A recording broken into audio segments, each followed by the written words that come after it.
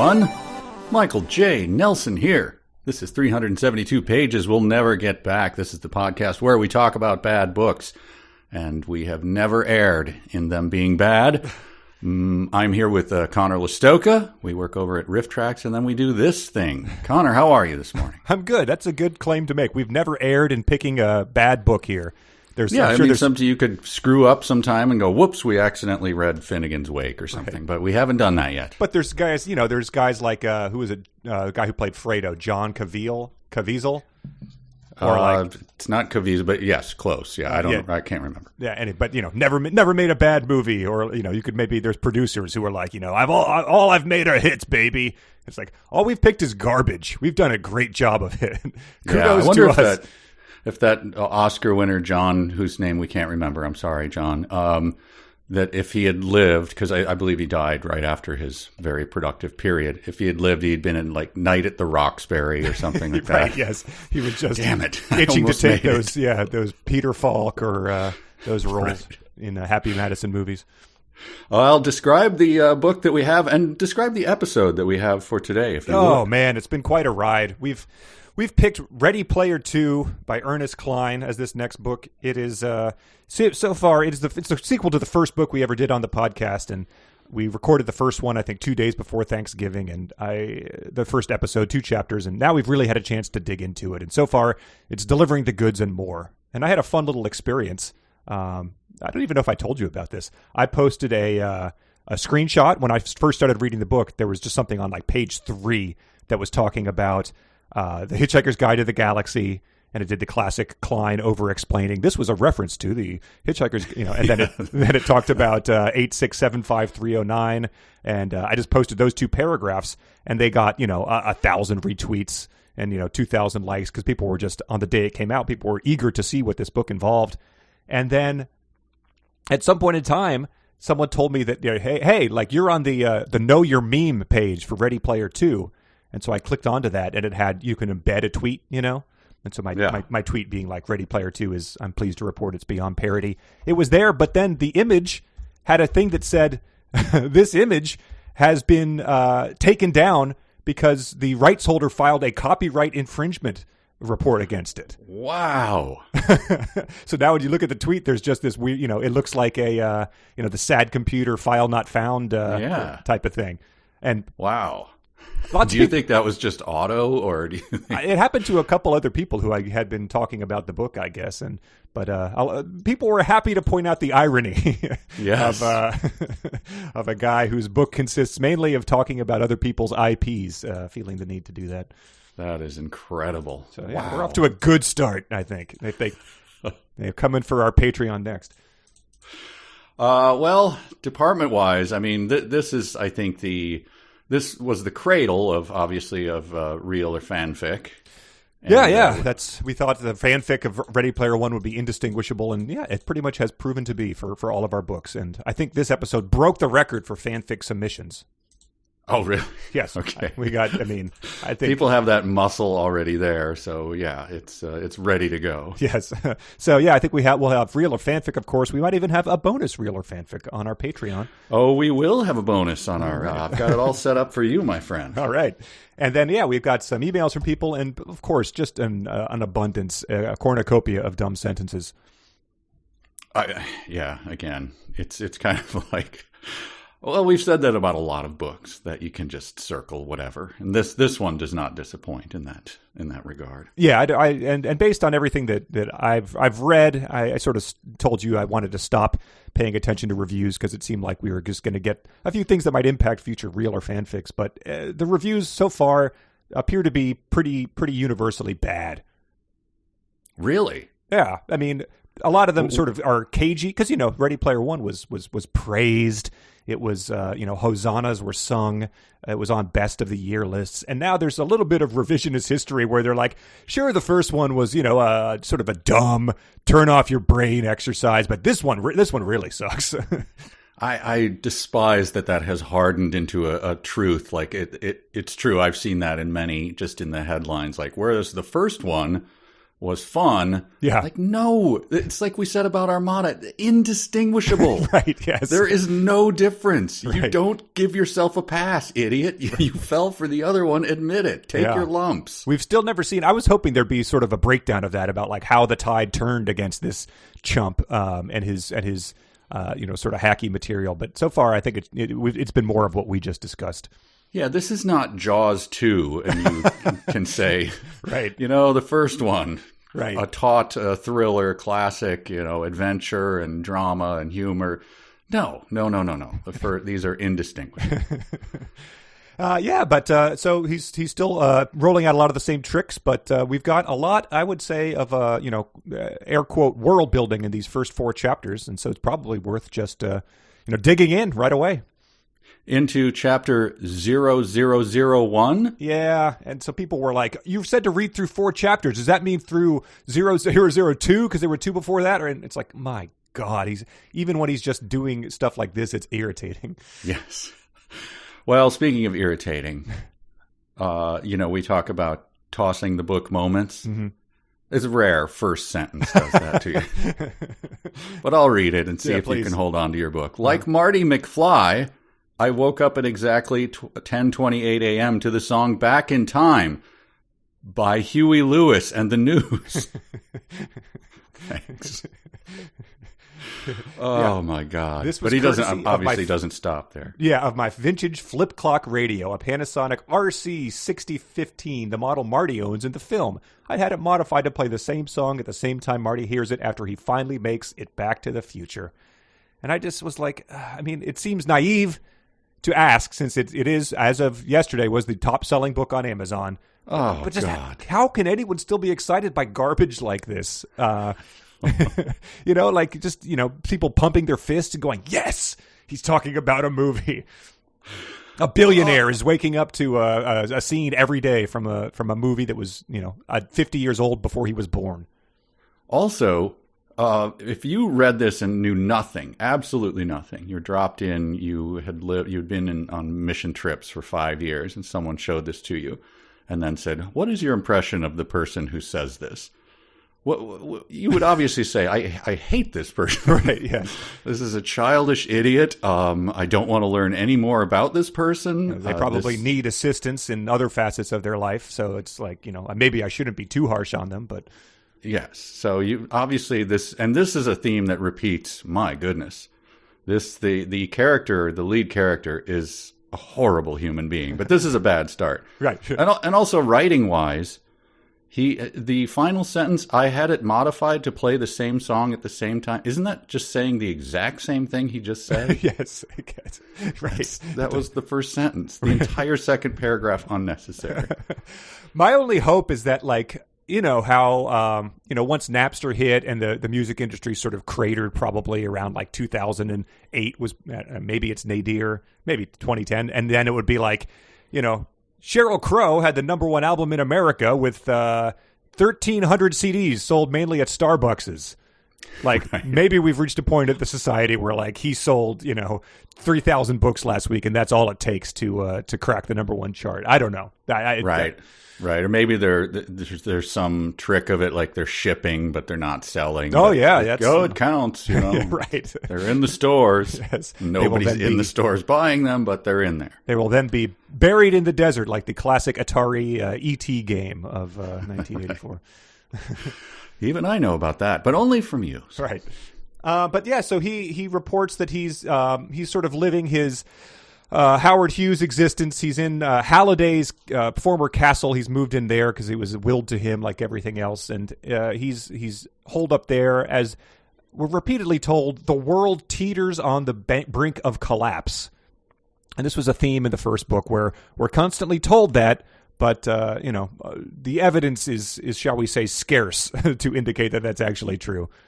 He does just an absolutely wretched job of that, because all he does is describe how his software that he puts out, his hardware, everything that he does is a giant smashing success. Right. He's building buildings everywhere. It's like, wait, the world is crumbling. Like, there is not enough resources on the planet, according to your previous statement. There are bandwidth riots happening. But I just don't get how the two work out. It seems like everything's humming along just fine. It seems like the go-go 80s or something. Right, exactly. Yeah, the last time he talked about how many million units they sold in the first 48 hours or something like that. So, you'd think that maybe if it was the true dystopian poverty verse that he describes, people might be like, oh, they just GSS released the new Ogden helmet or whatever. Like, we need to scrimp and save for 3 years to be able to afford that $400. But it's like, no, hey, Tiny Tim will pull this out of his cast and he'll buy he'll pay cash for it right away.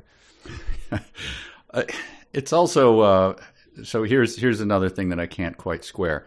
I'd had the Portland Avenue stacks in Oklahoma City where I'd grown up demolished years ago so that I could erect a memorial for my mother and my aunt and Mrs. Gilmore and all the other people who died in that hellhole. I paid to have all of its residents located to a new housing complex I had built for them on the city outskirts. So first of all, he's saving the cat all the time, like he's doing all these glorious things. But he's also just a complete sociopath. Yeah, he's destroying people's lives. We'll get to all of that. Yeah. But he seems, since he does have unlimited money, and there are people willing to build, new residences and housing complexes at the drop of a hat, why doesn't he just do that for the whole planet and solve the? Because you know what I mean? There's just unlimited resources. He never says, like, I had trouble finding workers to make it because people are eating rats in the street. Right. It just seems like this is the snap of a finger. He builds a new housing complex. So it seems like, again, the structure is in place. Just build everyone a new housing complex and bulldoze the old world that you hate so much. Right. We've all seen at the beginning of this year, how supply chains, and continue to be. There's still supply, you can't buy like home gym equipment and stuff. Or my friend tried to buy a washer dryer, but supply chains had been interrupted during the pandemic, and it took a while to find one. And yet, steel for new apartment complexes, all that stuff are still just being smelted as Wade needs it, sort of on demand. Yeah, absolutely, without any interruption. And that's another repeated theme. He never. There's no detail about how these things are accomplished. He is just a little kid going, then I did this, and then I went over there and I did this. Then I played a really cool game for a while, and then I built another building. Well, this amused me too, because as we talk about world building, we learn a lot about Wade's favorite movies and stuff, but we are scarce on details of some of the other stuff. He says the IOI he bought the IOI skyscraper complex where I'd briefly been an endangered servant. Now it belonged to us too. We turned all 3 buildings into free body locker hotels for the homeless. You can probably guess which one of the 4 of us spearheaded that initiative. Does he mean we could probably guess that in the sense that there are only 4 of them, so I'd have a 25% chance? Because we have absolutely no idea who any of these people are or anything about them other than they love classic Sega Genesis games. I had the exact same note. Like, how dare you? No, I can't guess. What are you? You're the one writing this. But I did wonder, every time he does build a new memorial or give away all this stuff, does it come with complimentary Marty McFly clocks? Yeah, I think. Or are they allowed to like check a little box, like which kind of clock would you prefer? Groundhog Day? Right. Or would you prefer, we turn that $50 into, another month of food for your children or something like that? You can have baby formula, or you can have, the Marty McFly's Back to the Future 2 automatic lace-up sneakers. I roasted a raccoon for my 3 starving children the other day. I'm not really concerned with... I didn't see these movies. Well, I guess I saw Back to the Future, but I don't remember it anymore. Right, I'm dying. They tased me because I snuck into the theater to get out of a sub-zero blizzard. I did catch a bit of the story before that, or something. He doesn't like to be called chicken. I don't know. But also, this is good to know. I mean, because we focus on these details, but his Jack and Cave has become a tourist attraction, where he was humping. I think the phrase was "humping a lubed up sex doll." With so people are attending that as a museum, and it says he preferred to visit the simulation of his hideout over the real deal because in the Oasis, my hideout was still buried in a pile of abandoned vehicles, as they had stood throughout my childhood before Sorrento's bombs brought them crashing down and brought my childhood to its end. I think we'll be saying this a lot, but how dare you?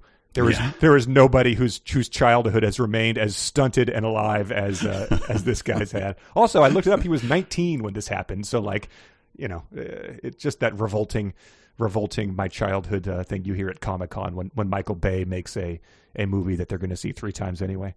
Right. But speaking of that, the replica. He's the replica of his aunt's place. This is a healthy behavior. Sometimes I wandered over to the replica of my aunt's Alice's old stack. I would climb the stairs to her trailer, go inside, curl up in the corner of the laundry room where I used to sleep, and apologize to my mother and my aunt for indirectly causing their deaths. Our hero, ladies and gentlemen. Yeah, delightful. Just so yeah, he's racked with guilt, but he still is. Waking up to the Back to the Future theme song every day. We still have the issue, though. Sometimes I wandered over when, as right. His day goes on, he just, again, he repeats and repeats. It's a thing that he cannot stop doing, that he watches things 20, 30, 40 times until, or he plays this, or and he describes his day.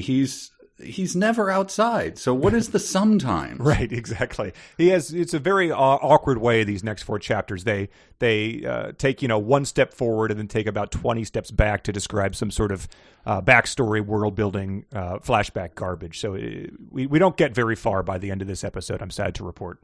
Yeah, no, there's times where all of a sudden he says, then I did something, and you go, wait, where are you? Right. We just spent 14 pages talking about some movie from, I don't understand where he is in space or time at any point. Right. Well, we get a good description of one event that he does do in real time, because he talks about his exercise routine quite a bit. And we get this one. I thought this was delightful. He loads a Temple of Doom workout simulation on his VR helmet.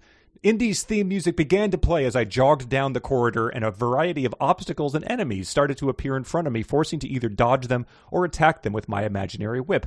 I earned points for every obstacle I avoided and for every enemy I vanquished. I could also earn bonus points for keeping my heart rate up and for freeing the captive children being used as slave labor in the temple from their holding cells. And I was just like, that's the bonus?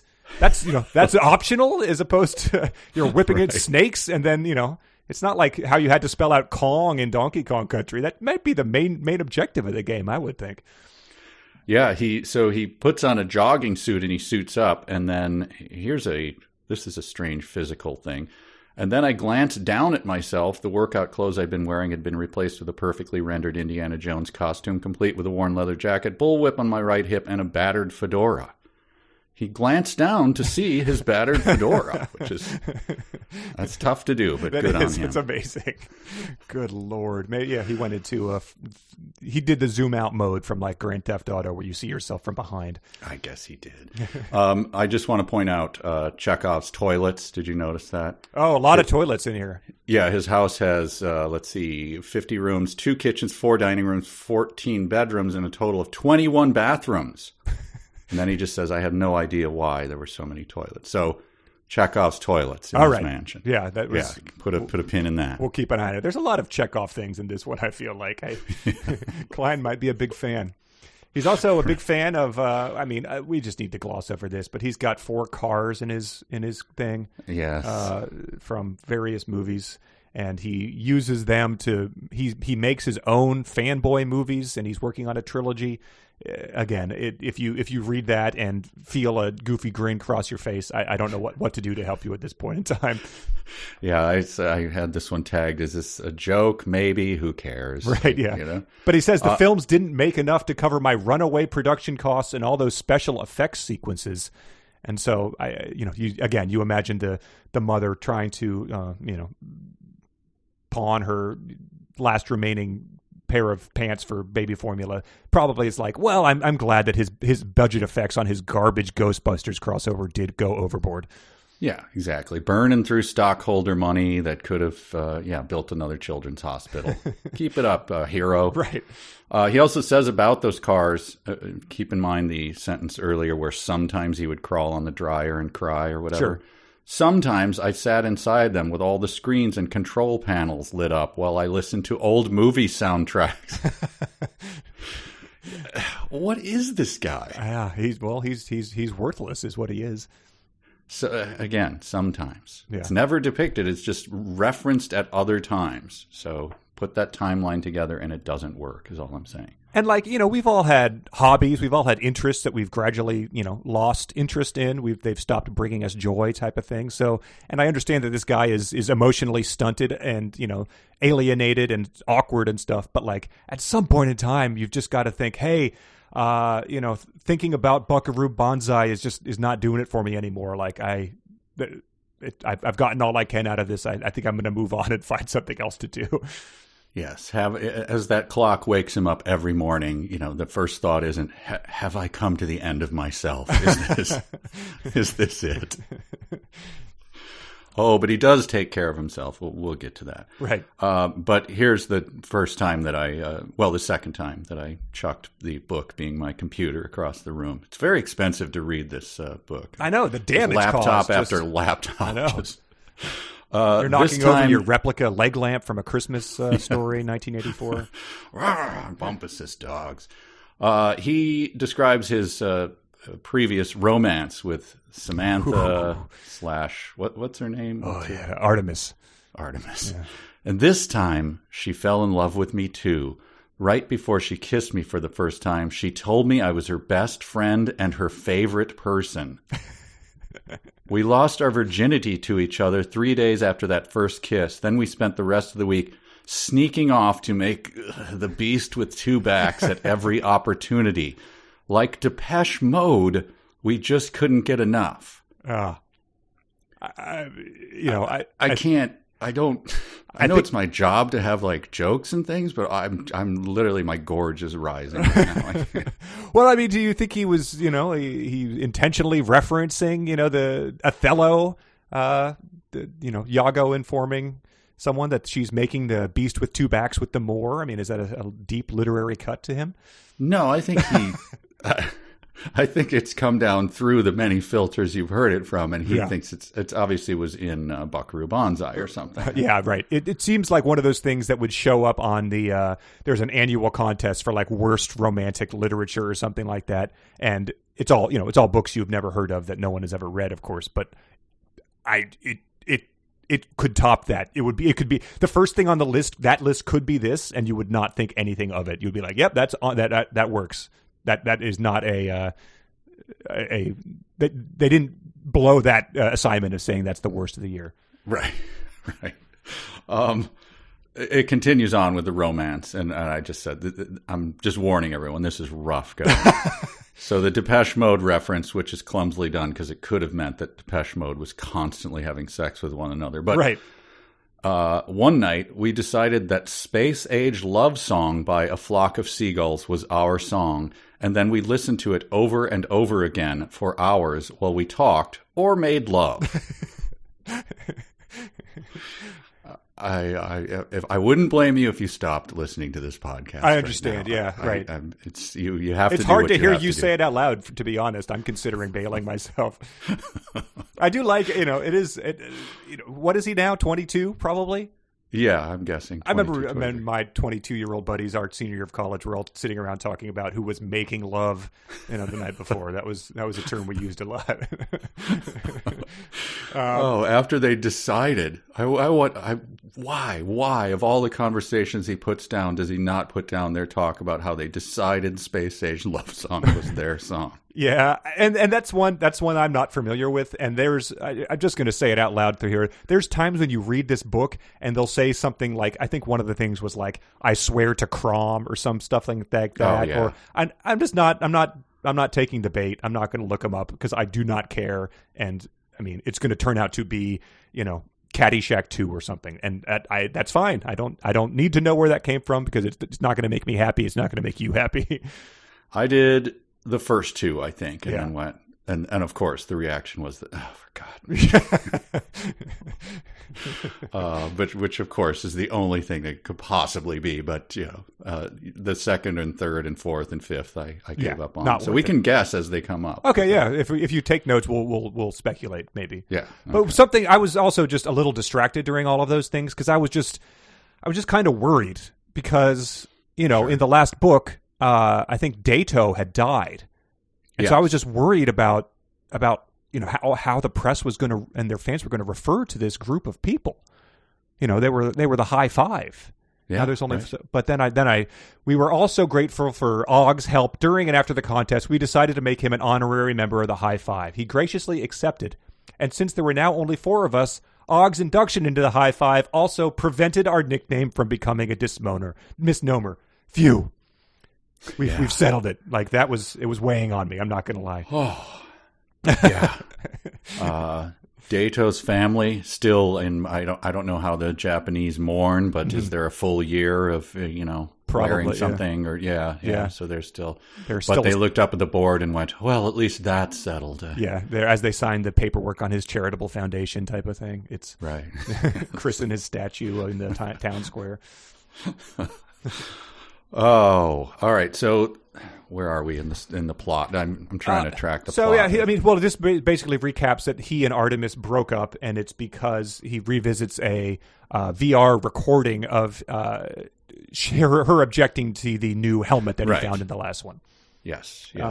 There's not too her objections are they seem a little imposed because, like we said in the last time, this is just sort of like incrementally different from what they've all been using and are all used to, in terms of the Oasis versus the I forget what it's called already. The ONI. ONI. So yeah.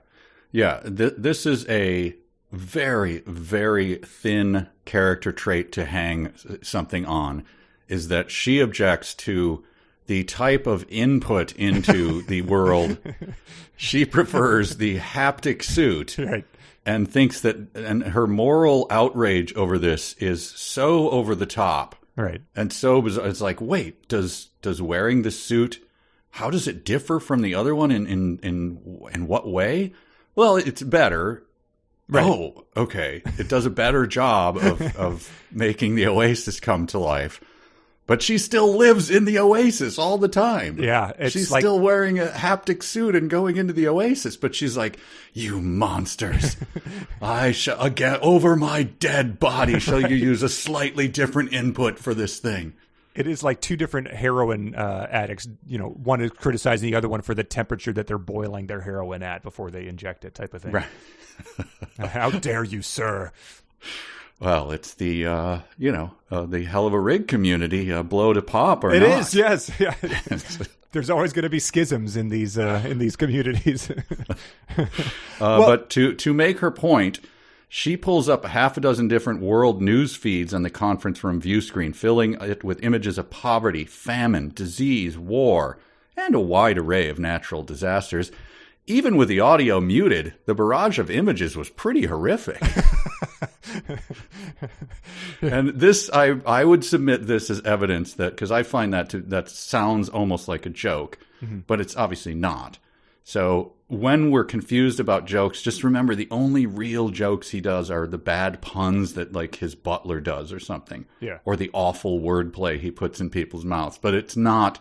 He has no sense of humor or self-awareness. Yeah, so just put that as evidence for that. There's a lot to break down there because first, a wide array of natural disasters. There's probably, how many natural disasters can you name? I sort of quizzed my family on this over Thanksgiving. There's a earthquake, tornado, wildfire, cyclone. Tornado causes. Well, but those are pretty much the same thing. And those cause flooding. So, is there really a wide array or? And then I guess if she was putting up, the insect locust swarms. And, but are we really calling that a natural disaster, or is that more? But yeah, point taken. And then what was the second part of that? Even with the sound muted. even with the audio muted, the barrage of images was pretty horrific. So is he suggesting that when you cut to Anderson Cooper, standing in front of the windy beach or whatever, that you usually can hear like the wailing and gnashing of teeth of people who have just had a loved one die in their arms? I don't know. I guess he's never sat at like a Chinese buffet restaurant with 17 TVs, and when you see the devastation of an earthquake, like, hey, could you turn the sound on? I'm not sure whether that's bad or not. Right.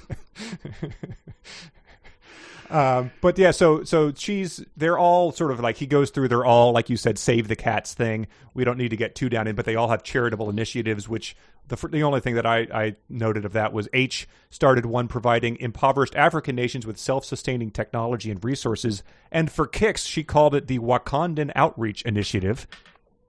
And I just, I thought it was interesting, and I went back and looked that Black Panther from Wakanda, first appearance was Fantastic Four 52 in 1966, but he didn't warrant a mention in the first book, even though a lot of his adventures took place during what would have been Halliday's wheelhouse. It's almost as if something occurred in real-time pop culture between there that called it to a lot of people's attention, even though he wasn't super popular, even among the quote-unquote nerd community. It's interesting. I don't know. Yeah, the timing does. It is interesting. Yeah, I did not even know. I didn't know what that was, but I think I had stopped looking things up. Yeah, right. It makes sense. It's just that was just one that stood out to being like, you dick. You just you took popular things for the past 5 years, and now you're working that into your shitty narrative. So now our heroine, I guess she's the moral center, the moral core of this book so far, objecting to this, and she's not a fan of poverty, famine, disease, and war. So, yeah, most of us are. Yeah, she's not. Yeah, that was what I supported on Giving Tuesday, was the poverty, disease, famine, and war initiative. And so, much like, say, Alexander Solzhenitsyn's speech, about the the evils of totalitarian government systems. She says... I've got it on my wall right now. Yes. She marshals her best argument. She says, haven't any of you rewatched The Matrix lately? Or Sword Art Online? And the argument over. Plugging your brain and your nervous system directly into a computer simulation is never a good idea.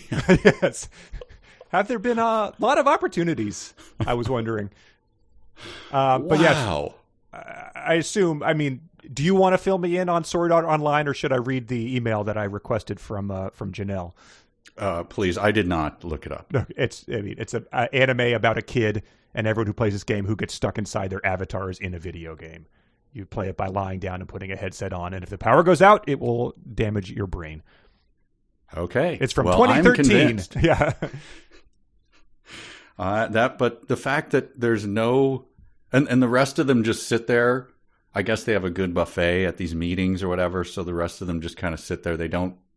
This is the discussion over whether or not human beings should plug their. Right. Have any of you rewatched The Matrix? like he doesn't have it memorized. He's playing flick syncs of it all the time. Right. Yes. It's still to have that be your frame of reference from someone who makes all sorts of references to terrible things, but for her to be like, again, like I held a dying infant in my arms, and this has really changed my perspective since I'm Mother Teresa, Joan Jett, and Oprah rolled into one. But I'm still that's still how I'm relating to you guys, right? But so this is unbridgeable between the two of them, whether or not you use an ONI headset or a haptic suit with several discrete openings.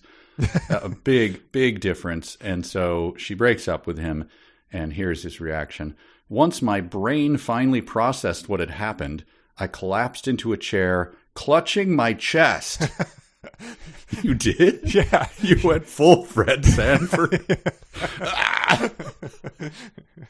Right. Once again, he's a cartoon. Yeah, that's incredible. I didn't really pick up on the mental image of that. And again, he sneaks in a little bit of Kleinian once my brain finally processed what had happened. Yeah. So again, he's slightly behind his own thoughts and awareness. Something was said, not good. Process brain, and then report back to me. Well, yeah. So she breaks up with him, and she also is not happy about this other project that it's revealed that they're doing, which was they're loading up a spaceship to travel to Proxima Centauri with a bunch of people and embryos loaded on it, which, it sort of gets, maybe a page, which is, I read a trilogy of books, The Three-Body Problem, which we've talked about that's pretty much the, I would say they were probably 400,000 words in total. That was the plot of it. Yes. And he's sort of yada, yada, yada is over that, which, is par for the course with curing cancer and all in a sentence, but... It is unbelievable. It gets the same treatment as, I don't know, like we're working on the ultimate soapbox racer or something. Right. I'm like, what? You are? Well, I didn't think it was that big of a deal. Like, you're talking about this space arc. It's so stupid. I had to reread it. Like, what? Yeah. And it's overhead, right? It's top secret and it's being built overhead. It's being built in space? the sky. Yeah, in space. Yeah, because he's got telescopes mounted on it and stuff. But yeah, so yeah, he touches on, we've got a wide array of embryos from all sorts of races and all across the world. But then he talks mostly about the custom VR system that they're putting on there, and says, just again, something you would never even think of if you were, again, taking a space into another galaxy. But we had enough room to upload copies of more than 200 of our favorite Oasis planets, along with their NPCs. So there's no, the people who are, Wade has no idea how to build a spaceship or, fission or embryo storage. So the actual scientists who are doing this are not going, leave the G.I. Joe planet off of this ship, man. This is not a priority. We need to be able to store people in, suspended animation. We're still working that out. Yeah, what it's like the Bond villain problem when you go below the earth and there's a giant superstructure where there's 700 guys working on a nuclear. He's got one of those. So, yeah. What? Where do they live? Right. Their families, they're kissing their wives, and they're not telling anyone. No. Yes, exactly. How does security work? Who's doing this? Then he walks in and, like you say, does some dumbass thing. I want one room with just super balls that we can whip at each other's heads. Sir, please, we are trying to solve. Yeah. Cancel the AIDS cure. He's made a new request. Oh God, we were so close. But he also says, I thought this was a little eye-opening. We didn't bother transferring any of the business content or retail planets over where we were going. We wouldn't need stores or commerce. Just a huge slam on goods and workers out of nowhere. Yes. That was a primary, that was driving the Columbus economy in the last book. Yes. Yeah. Goods, was it goods and workers? I think we often confused it with goods and services, but yes, to the same point. That's why I was confused.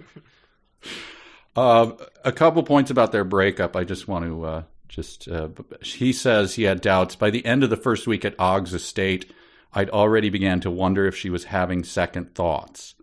So this is still while they were having constant, unending, shrieking out loud sex. Yes, right. That was waking all to hear. Everyone had to whistle and kick at stones on the ground while they were doing this. So but during that he noticed that she had second thoughts. Sonic challenge of what her second thoughts might sound like in the middle of that.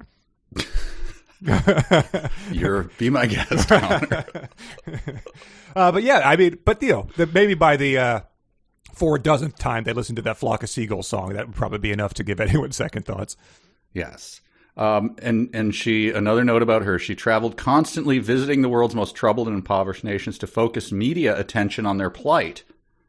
Well, it seems like the media was pretty focused on it. What with those horrific streams she pulled up easily at their board meeting, right? Right, yeah. He said there was a plethora. There was just an unending stream of it. A wide array, yeah. And the media also still venturing to these places of war-torn famine and natural disaster. The resources exist to do that as well. Yes. You'd think that would be one of the first things to go is we're not sending more people into these areas. Right. Anyway, confusing world he's building here. Yeah. Well, you want to move on to chapter 2? hang on. I have one more note. Yeah, we should go on, but I just want to point this out. This Please, is another we don't want to thing. miss anything. No, I have so many notes that we can just go on. But this is one I just want to pull out. He said it's talking again of himself giving aid to someone or something. It was honestly the sort of help I would have wanted to receive if I'd been a kid living in the stacks. And it's like, well, I'm glad you're being honest. Right. Which parts prior to this have you been lying to us about? It was honestly, yes. That is such a stupid. Anyway. Yeah. All right. Chapter 2. Right. Sure. The chapter 2 starts off with more about his wardrobe choices and workout routine, and then we hear about his robotic butler Belvedere preparing him an omelet, hash browns, and fresh squeezed OJ. So again, the workings of the agriculture and dairy food chain remain unimpeded, it seems. Of course, he's rich, so he can get them, but there is a farmer who's still toiling to produce those for the rich guy. And it seems like not an issue, obviously. I mean, to get it to him, right? Right. No, of course not. So, all right. The goods are arriving. The workers remain to be seen. Yeah. And I know as he starts describing his day, again, I was just getting nervous thinking about he is the CEO, right? Yeah. He's running the biggest company in the world. It's really, as he describes it every time he talks about another company, it's like, then we crushed that one like a bug. Mm-hmm. And hostile takeovers. He's the only company, and he's running the world pretty much. Right. He has the ability to destroy the world, which we'll get to that. Sure. But the point is, sir, you don't have time to sit and put on Indiana Jones clothes and jog through your house and then sit and quietly eat, a breakfast. Like, you're on the move, man. Yeah. So you woke up. Just occurred to me, you always hear about these insane CEOs that wake up at, they're 70 years old, but they're still waking up at 4:30 a.m. because that's how they get their treadmill time in. He woke up at 10:28 a.m. Yeah. Like, the economies have already opened and closed as he slept. Like, right. Show is in Japan being like, what the hell? Like, the only way we're going to communicate is if you're up at 5 a.m. Has he never, isn't this this is CEO a trait, right? I mean, they're just always going. Yes. Things coming to them, TLDR, executive summaries being given to them by the hundreds. And, circadian walk and talks. And Yeah. But no, he's just lounging around, crawling on top of his aunt's dryer replica. And sometimes he does that. Sometimes. That's true. Sometimes. I like this. This was one of those things, and we have a lot of these where you read something and then you think back to something you read mere paragraphs ago. He's talking about his butler robot. I programmed Belvedere never to speak unless spoken to because his synthesized voice set me on edge regardless of how much I tweaked his tone or inflection. Probably because I'd seen too many robot uprising movies. And I just will refer you back to previous chapter where he has paid off the national debt and invented police telebots to help reestablish the rule of law in rural areas. I forgot about that. That is just a one-sentence thing. Right, yes, exactly. Again, a trilogy could have been written about how that goes obviously so poorly awry. He says, he talks about how he stalks people who don't like him and he destroys his enemies and everything. Mm-hmm. But he says this, and I think, before I read it, think about Edward in Midnight Sun. Did he not also claim this defense? He says, but trust me, there were far more twisted and depraved clips I could have played back.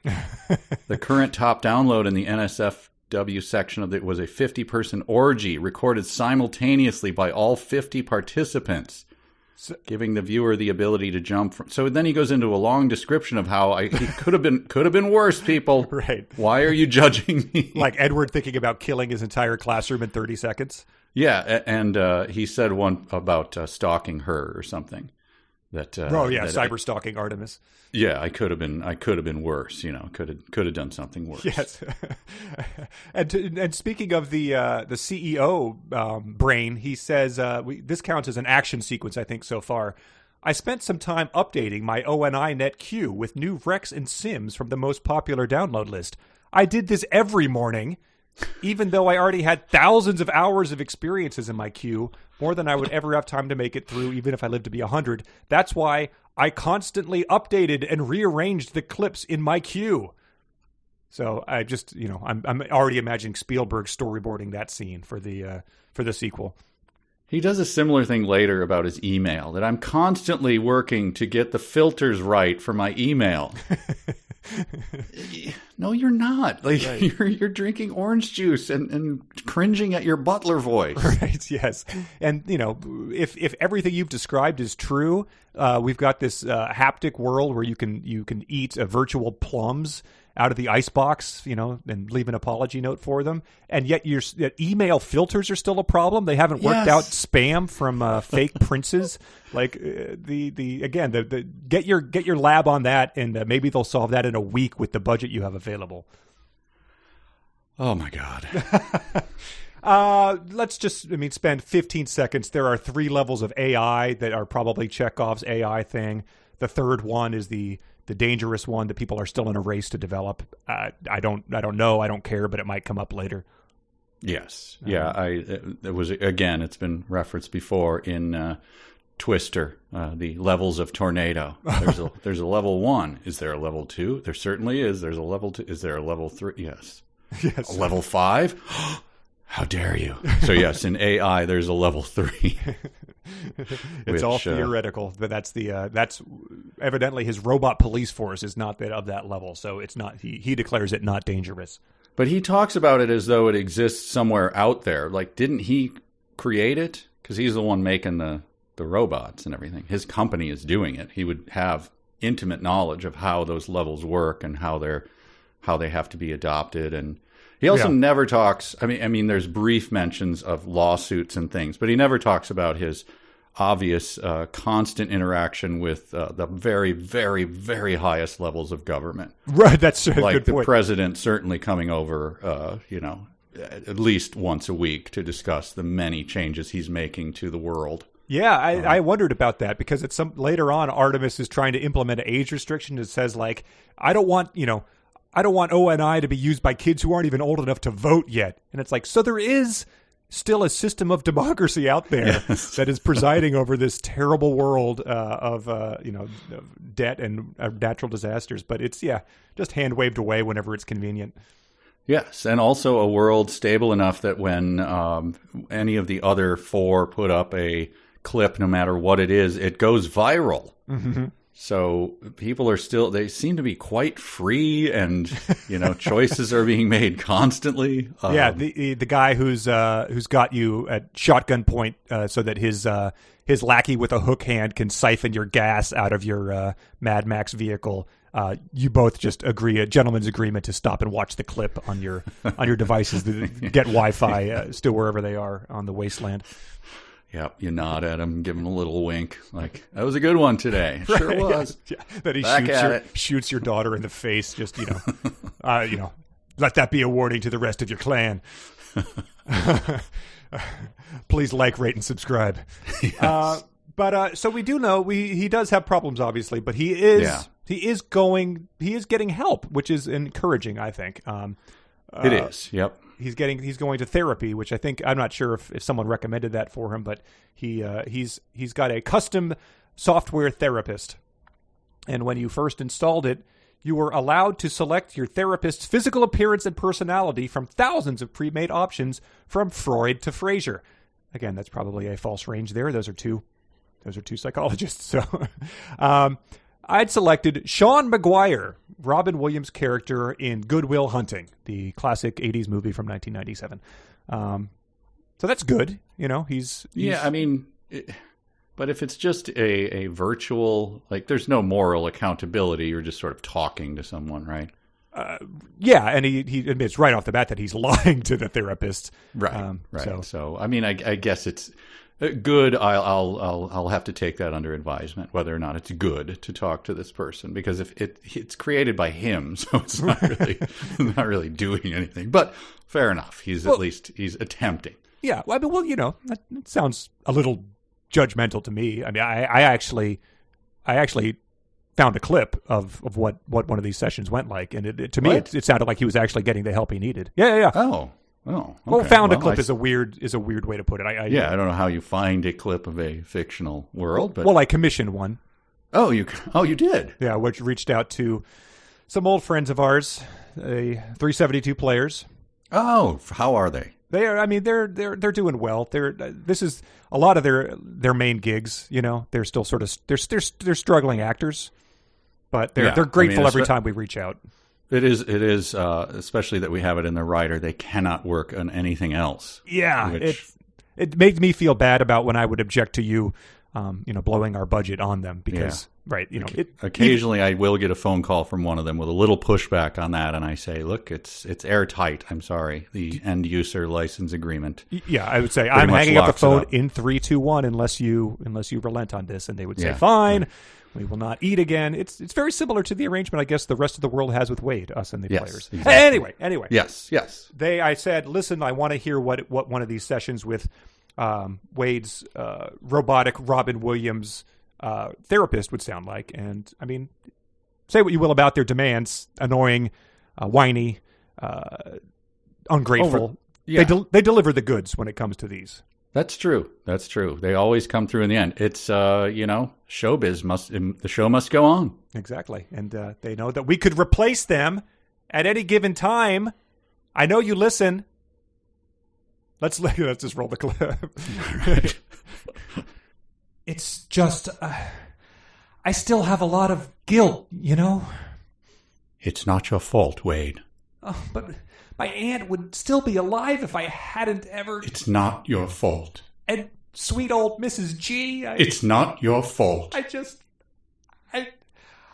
feel like I've let everyone down. Say it with me. It's not your fault. It's not my fault. Oh, Lordy, he finally said it. I thought we were going to have to start speaking in tongues and handling snakes. Snakes. Why did it have to be snakes? Yo, it's Snake Dog in the house, sliming and a Slytherin. Slytherin? Guess that's better than Hufflepuff. Hello, I am in Hufflepuff. Hey. Yes, what? I'm bearing my soul to you. Could you knock it off for just half an hour, man? Sure thing. So, tell me about your mother. Okay, well, I never really knew my parents. Oh, an orphan. You know who else was an orphan? Prince Ali, fabulous he, Ali Ababa. Genuflect, show some respect, down on one knee. Damn it! Hey! Sorry. This is deeply personal, and you're not taking it seriously. Oh, Lord, I'm so sorry, but tomorrow is another day. Enough. Hey, I'm sorry to lash out. It's just that Samantha hasn't been returning my calls, and I'm worried it's over for good. Well, relationships are complicated. You've got to put yourself in her mindset. And to do that, I think of a man, and I take away reason and accountability. Accountability! I will pump up the sock saws. Wiggity, wiggity, wiggity, yo, yo, yo! You already did your poorly aged 90s rap voice. You know what? This is not worth my time or money. I can go to any therapist I want. What? Well, you already paid for this session. You may as well finish it out. Fine. Let's go back to my first point. We'll try a little repetition exercise. Wade, how much of this is your fault? I don't see how this is going to help. How much of this is your fault? None. And I am giving you permission to love yourself. So repeat that for me. How much of this is your fault? None. And who is giving your permission to love yourself? You. All together now. None. You. A couple times. None. You. None. You. Oh, you tricked me, you son of a bitch! Nano! Yeah, all right. I'm teleporting to planet TGIF. I'm going to have a beer with the nerdy kid from Step by Step. He was also in the classic Charles Grodin dog movie Beethoven. Yeah, I know. Hey, I'm sorry, Wade. I'm sorry. Look, before you leave, come over here. By the mirror? Yeah. You see that guy? The Wade who is walking out of this appointment is not the Wade who walked in here. Whatever burdens the old Wade carried, they're not coming with you. And that goes for every new day, so I want you to think about that. And I want you to look new Wade in the eye. And I want you to say, hello. Oh, damn it. Mrs. Doubtfire, seriously, I'm out of here. Yeah, go talk about snorks with Stuart Smalley, you psychopath. I violated doctor-patient confidentiality every night on my need feed. You suck, Wade. No freaking way Affleck and Damon actually wrote this movie. So there we go. Like I said, they delivered the goods. Yeah. And now they can go back in their little closets and holes from where they crawled out of until we call you again. Sounds good, yeah. And if you don't like it, hey, we've got the dark web. There's a wide array, just like natural disasters, of clips on there we can download. Yeah, it's like the when we talk about the who's the Baja Men waiting for any new dog movie to come out, yes. And then one comes out and their phone doesn't ring. They have to be like, what? That's what the 372 players see that we're getting ready to do another episode. They're like, all right. Yeah. And then the phone just does not ring. Baja Men came up shockingly often on my Thanksgiving visit with my family. Yeah. My brother was he called a dog a mangy yellow-bellied cur. When we were trying to play pickleball, a stray dog ran by. Sure. Well, maybe it was owned by someone, but it was a small town, so they just let their dogs run free. And people were like, "Mangy? What? Where did that phrase come from?" And he's like, "That's a lyric in Who Let the Dogs Out." Oh my gosh! And it turns out it was not. There was like mongrel or like mangy mongrel or something was the actual lyric. But just to assert that you knew some of the lyrics that were not Who Let the Dogs Out in Who Let the Dogs Out was a big enough moment for me. At least he was not incredulous that you did not recognize the lyrics from. He didn't go like, "Come on, guys, that's from Who Let the Dogs Out." Right. Haven't you rewatched The Matrix lately? That's, And then there was another game where you get a sort of a range on this on a array, and one of them was one hit wonder to pop icon, and your dial is set to only where it is. And so someone was trying to explain this, and someone was like, so like at one end would be Baja Men, another one would be Madonna. So, wow, yeah, it is a rare day with more than one Baja Men. So back to Wade. Yeah. So he's in the. He describes how social media exists in the Oasis. Yeah, it had all been transferred over there. He describes Facebook and etc. So it's imported into the Oasis, as you might imagine, but I'm just left, I stopped reading there and just went, Bridget, come in here. What? I don't get this. Social media is on the Oasis, but how would that work? And then she said, keep reading, dear. And I went, oh, okay. And then I kept reading and it said, it allowed the billions of Oasis users around the world to share messages, memes, files, photos, songs, videos, celebrity gossip, pornography, and petty insults with one another, just as people had been doing on the internet for the past half century. Oh my God. Wow. All right. Defenders of Cline, take that sentence, and defend that.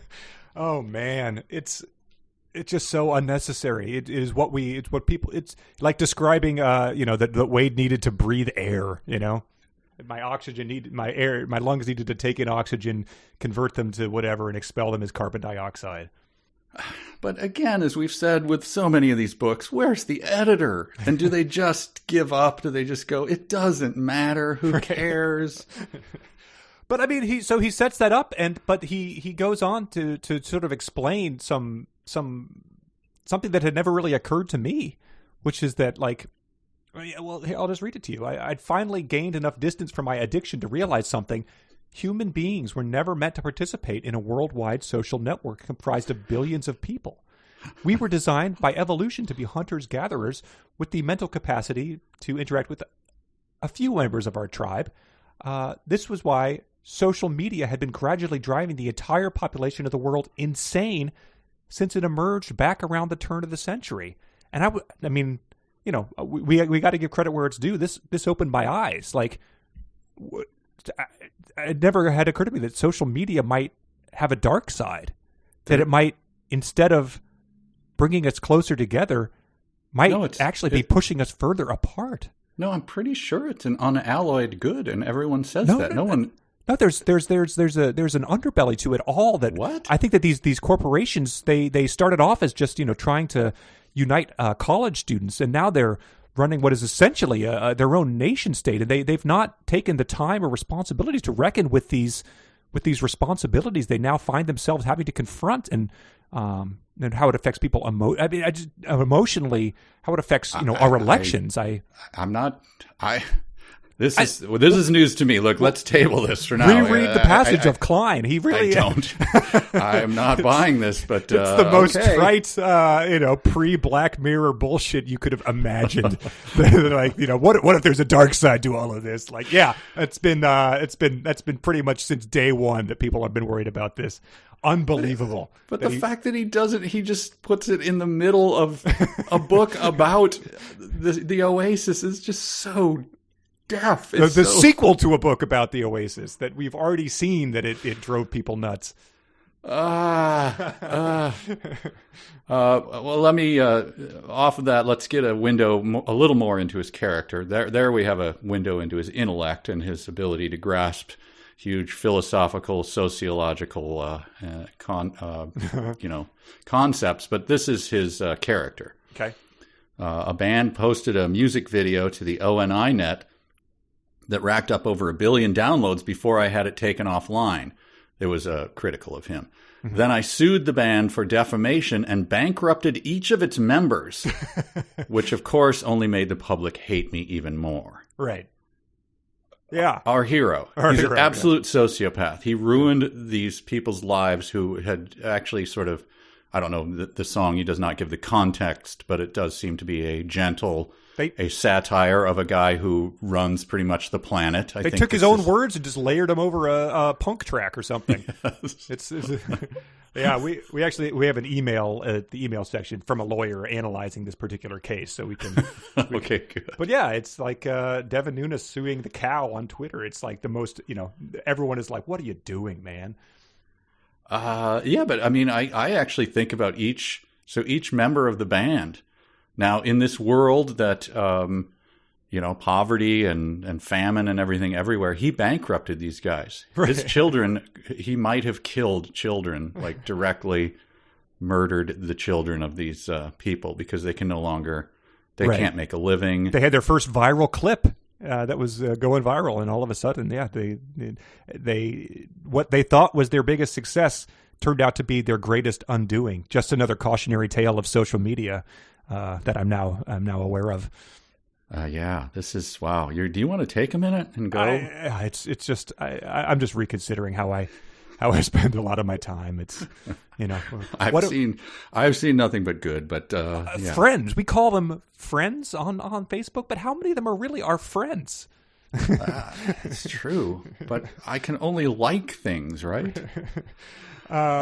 He then goes on the mad troll killing spree. Yes. Which, again, it's not murder of the corporeal body, but he's taking people out of the Oasis, which how they make their living, yeah. Yeah, which is, again, you cut a person off from their mode of living, it's a death of sorts. So, yeah, but he just does that like a spree, an actual spree.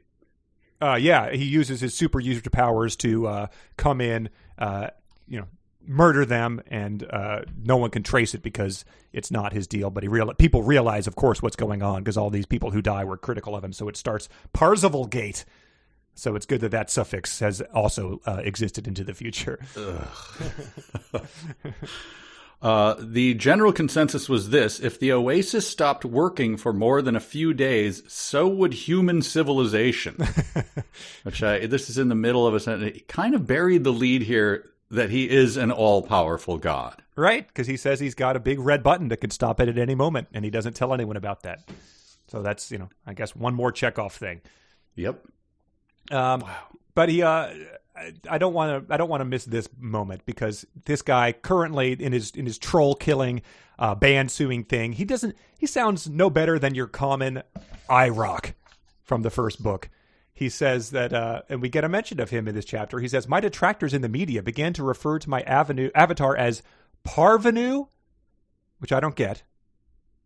Parvenu, isn't that was someone who's faking it or something? Like a poser? I think it means a poser. Yeah. Okay, well, instead of Parzival, while the less pretentious garden variety assholes online instead chose to adopt IROC's old nickname for me, Penisville. And I just found this hilarious because IROC is spelled here, capital I dash capital ROC. And I, again, went back to the first book to look, where it is, of course, spelled capital I, capital R, 0, K. So he didn't even, wasn't even consistent with that between the two books. And that was a case of the editor going, okay, you don't want me to edit? I'm not going to edit. And I just wanted to revisit, for you may have forgotten some of IROC's choice dialogue. This was in like the first or second chapter of the book.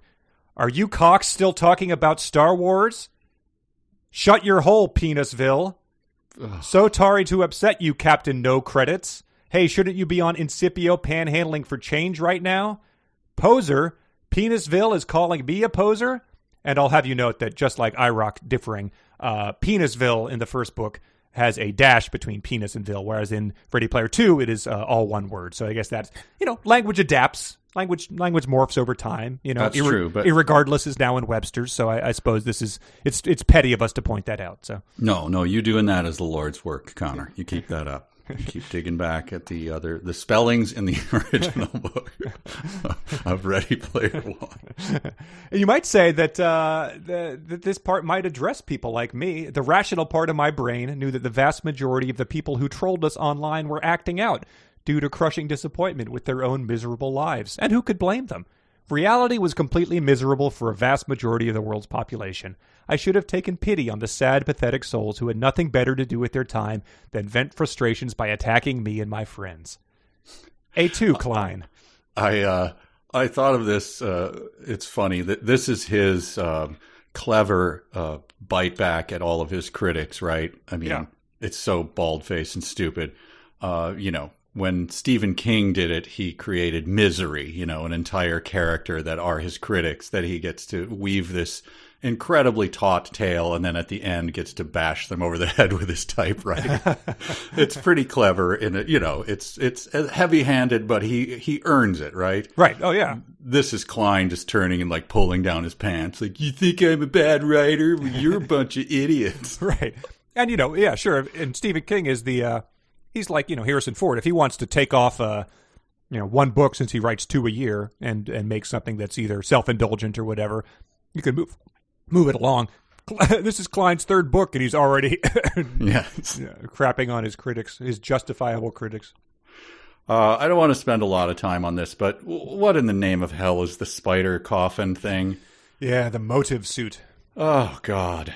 Mm-hmm. So I swear to God, he writes these big things. He realizes what a dummy, like he's written himself into a stupid corner. Like, okay, so there's a suit, but instead of the haptic suit, you can't move. You have to lie in a coffin. Oh, but then you'd have to, like, what do you do then about people who come up and, like, poke you with sticks and dump urine in your face? Oh, a new breed of thieves, rapists, serial killers, and orphan harvesters. So then he already lives in a place with more private security than any, head of state on the planet. Mm-hmm. And then he also has a bat cave. He has a secure cave beneath the castle that he lives in. But then he also has a coffin that he crawls into, an impenetrable coffin with spider legs that walks down. Right. Yeah. What? So he just comes up with ideas. Then he realizes he has to cover for him, but he's the little Dutch boy with like, I've made too many stupid early choices, and now I have to cover for them with even dumber things.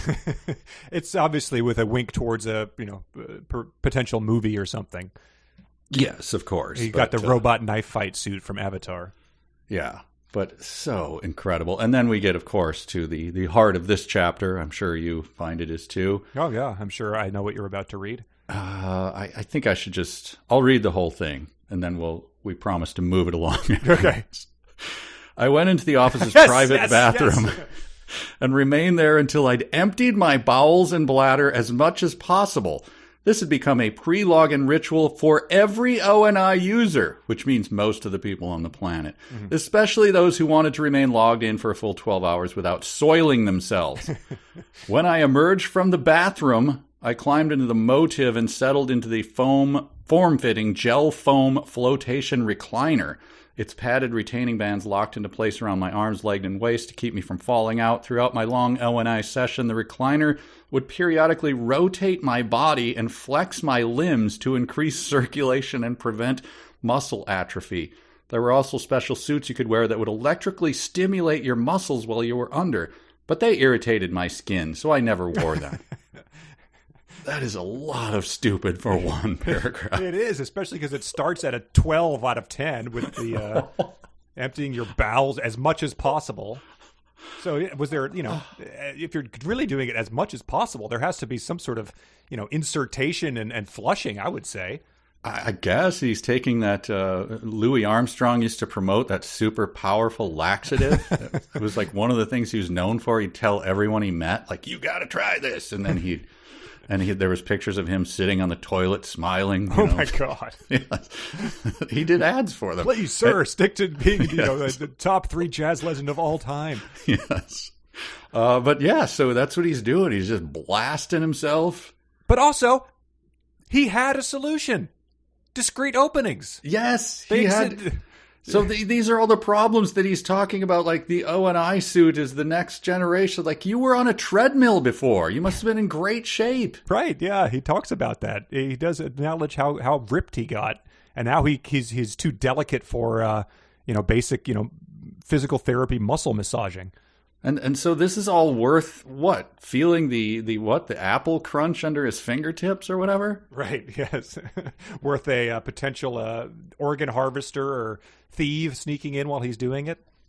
Hey, maybe he spent because he gives away billions of dollars, just like it'll just be parenthetically in the middle of a sentence. I spent $1 billion to give that.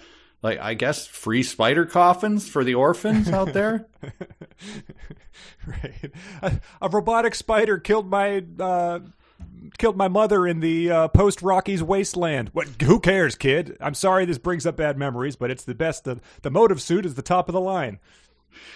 What do you want, a new breed of serial killer to stab you? Come on, take the spider. Is it really coffin. A new breed? Or are the previous serial killers like looking down on these guys as having taken it too far? Like, it seems like a lot of the guys probably would have just also focused their attention on this potential target as well.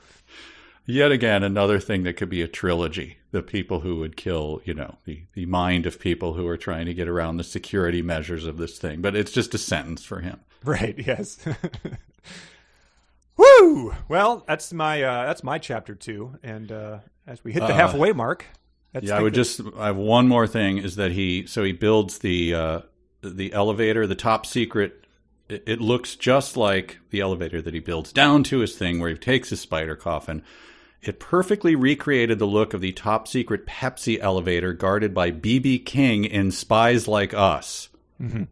Which I'm surprised he didn't, reference like K9 with Jim Belushi. I just don't understand the Spies Like Us.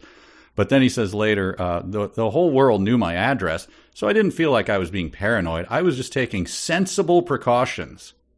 I mean, it is always sensible when you build a Pepsi elevator guarded by B.B. King and Spies. That is just, look, when you sit down with a financial advisor, that's the first thing they're going to suggest that you do. Yeah, when I give if I'm ever invited to give the commencement speech at my high school as an alumni, I'm going to be like, I know this is trite on the level of, take the road less traveled type of thing, but really, it is in your best interest to, at some point in time, build a Pepsi elevator like the one in Spies Like Us guarded by B.B. King. Thank you. Oh, I know that's I'm adulting up here and I'm talking about, but seriously, people, this is a step you should take. Right. Yes. Sensible. I'm happy to talk to you about it afterwards. I'll give you a card. I've got a guy. Thank you, class of 2049. All right, chapter 0003. Well, no, let's do some fanfic, right? All right, let's do that. I predict utter failure. All right. Well, just because it's so early on in the game. Well, it's people are going to be too studied in this, mm-hmm. and it's so copyable. There's literally nothing you could invent that would be, where I would just say, that is too stupid. Right. Yes. Obviously. So that makes it very challenging. Well, I know that's been true of a lot of books, though. True. There's been some stupid stuff happening. Right. I think we got so many here that I sort of, I was able to pick which ones I thought would work the best. And so sometimes people can tip their hand a bit too much. And also people, these don't need to be 2,000 words, people. These can be, keep it, 100 is probably about the level we need. As a rule, you don't need to be an actual chapter of Ready Player 2 for this, but, I kid, of course, because a lot of these people who submitted these are our beloved Patreon supporters. We have a lot of new people joining that since Ready Player 2.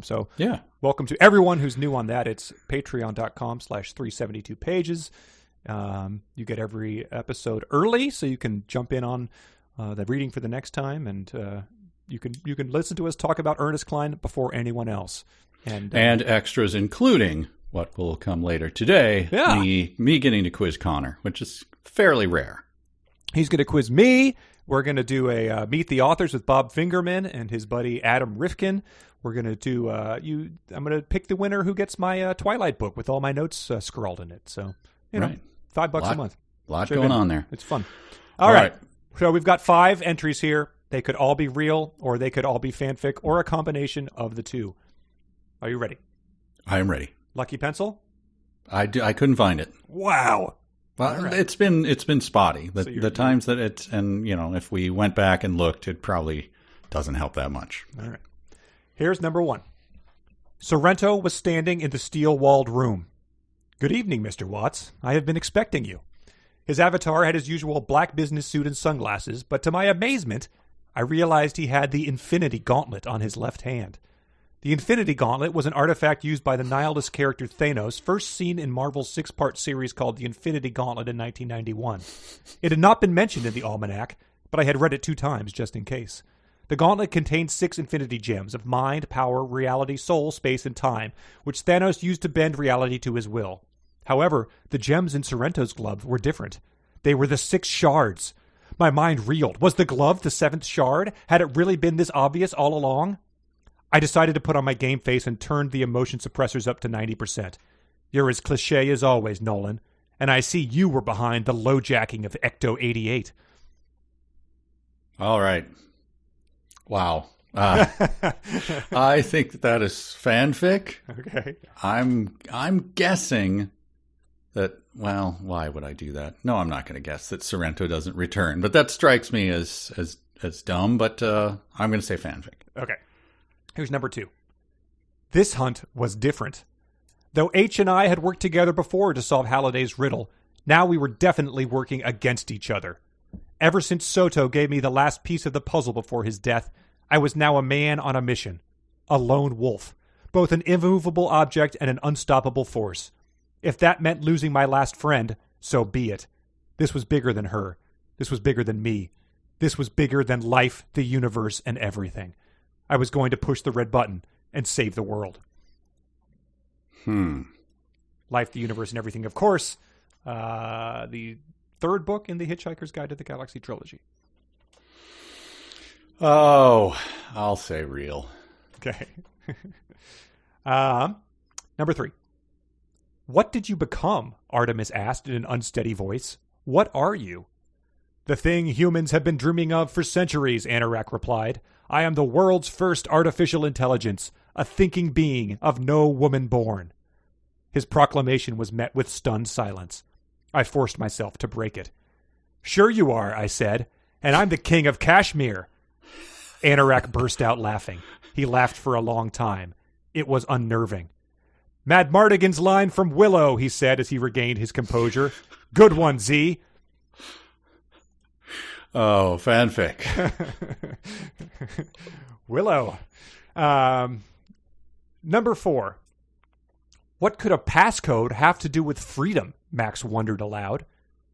7-4-76, he punched in. But it didn't work. Suddenly, the answer hit me like a sledgehammer. I stepped forward and typed 9-19-85. The doors slowly opened. Max was in shock. What was that? He asked. I replied, September 19th, 1984. The day Dee Snider put Tipper Gore in her place in the name of musical freedom. Of course, referring to the hearings in Congress on explicit lyrics. PMC? PMRC, yeah. PMRC, okay. Because didn't detractors would say pop music is really cool? Oh, my God. Well, they didn't make themselves look good in that sense. No one comes out looking good there. I'd say that's fanfic. Okay. And the last one, number 5. There are 5 different John Candy NPCs wandering around Shermer, Artemis said. Can you name all of them? Sure, I said. Belle Griffith, of course. Then there's Chet Ripley, C.D. Marsh, and Gus Polinski, the polka king of the Midwest. Oh, and I saw Buck Russell this morning. She grinned at me, impressed. Not bad, Watts, she said, still sharp as a tack.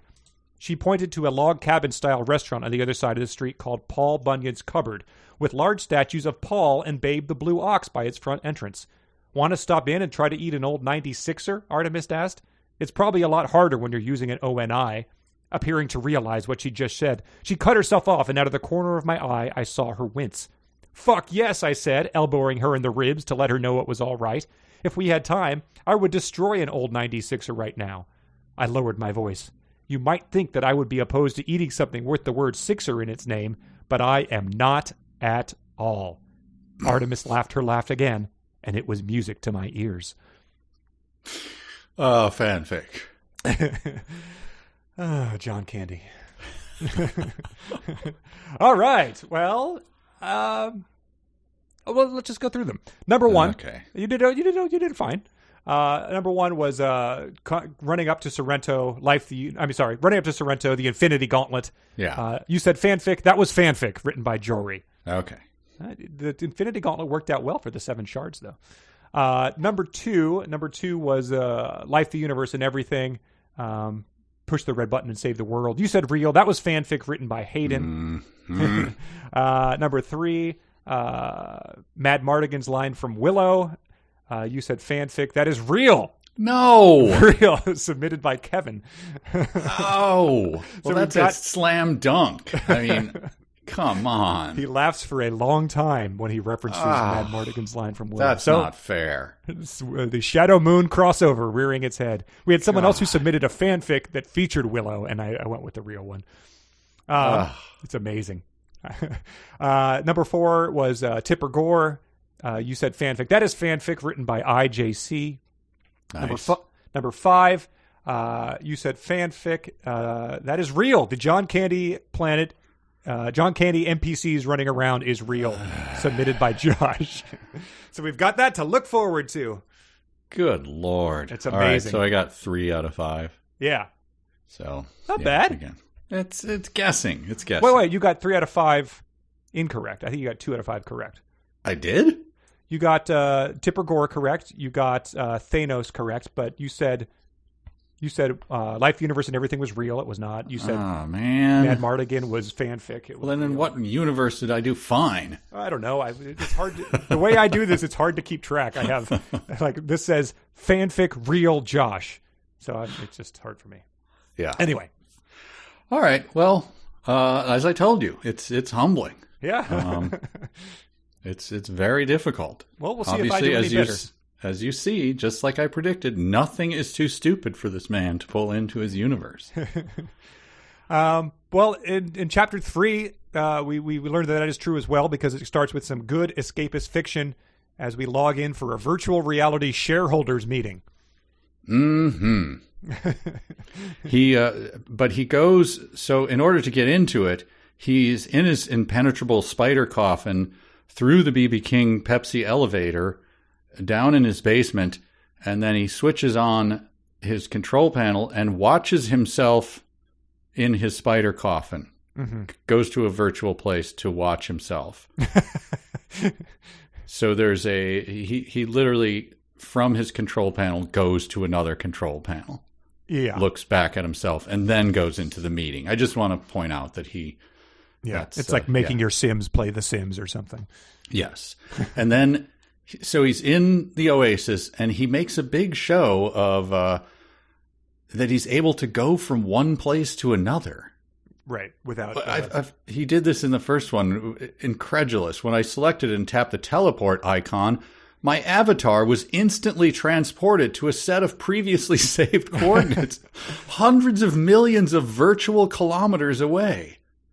He acts like this is a thing that people are going to go, like their breath will hitch a little bit.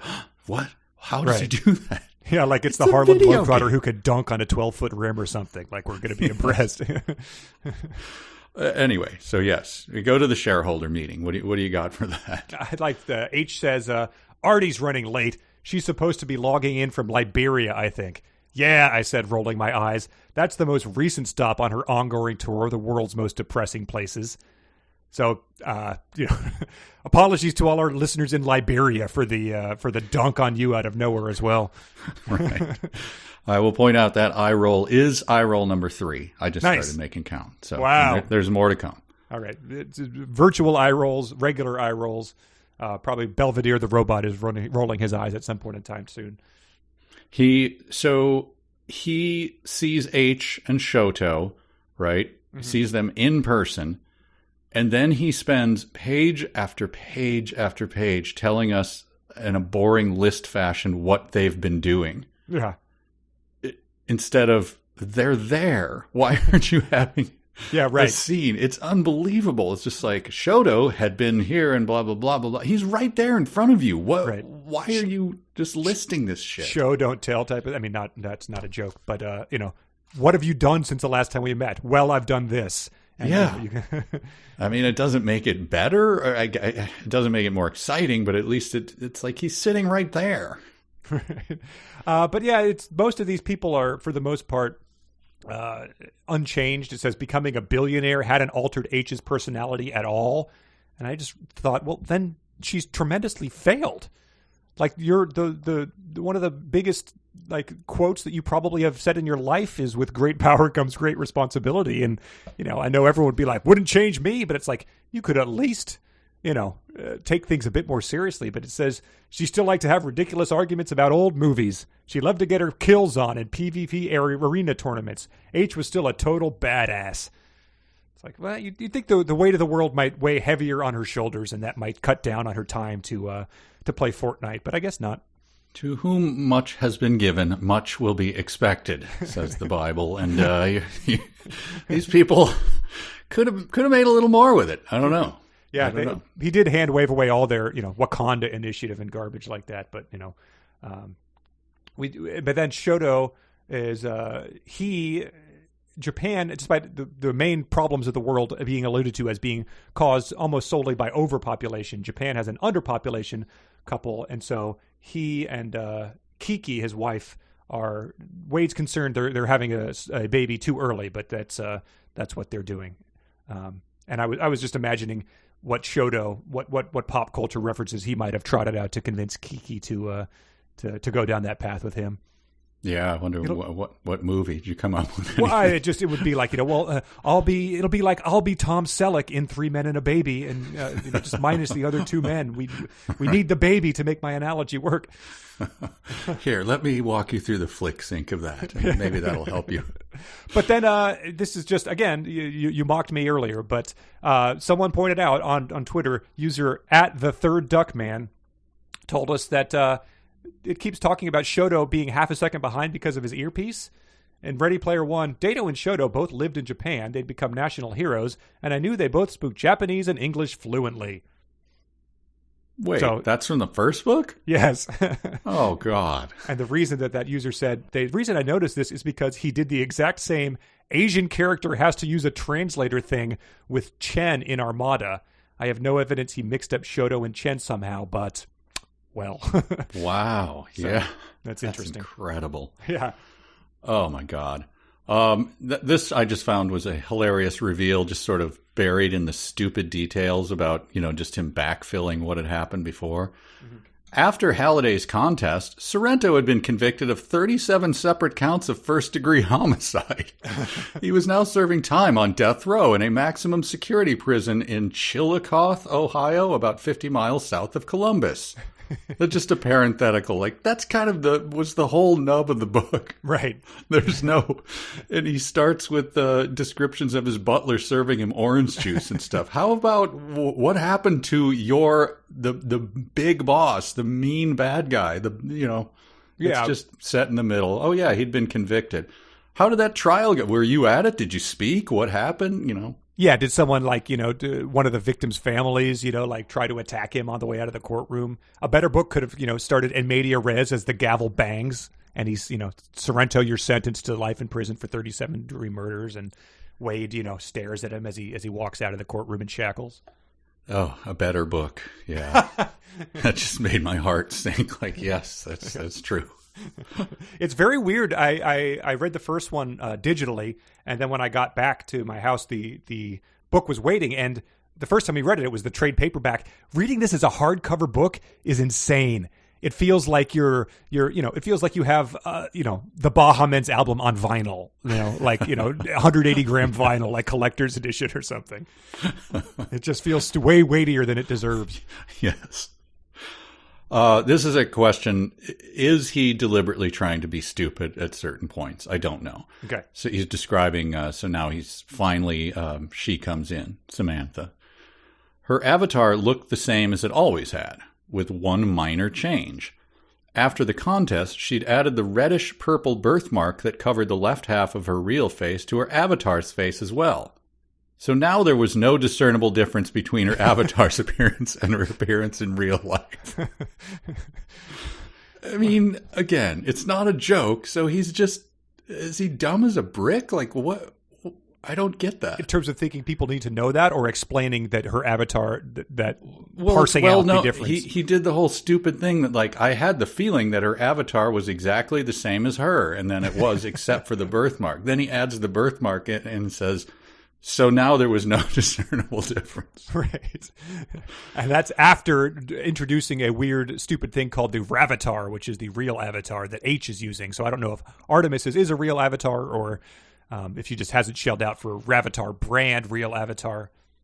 That was almost a computer toss with Ravatar, but the second reading made me think that it was, Scooby-Doo or something naming the... right, yes. Ravatar. Yeah, and he does more world building that she's a tick, because it shows you if you're still using a haptic suit.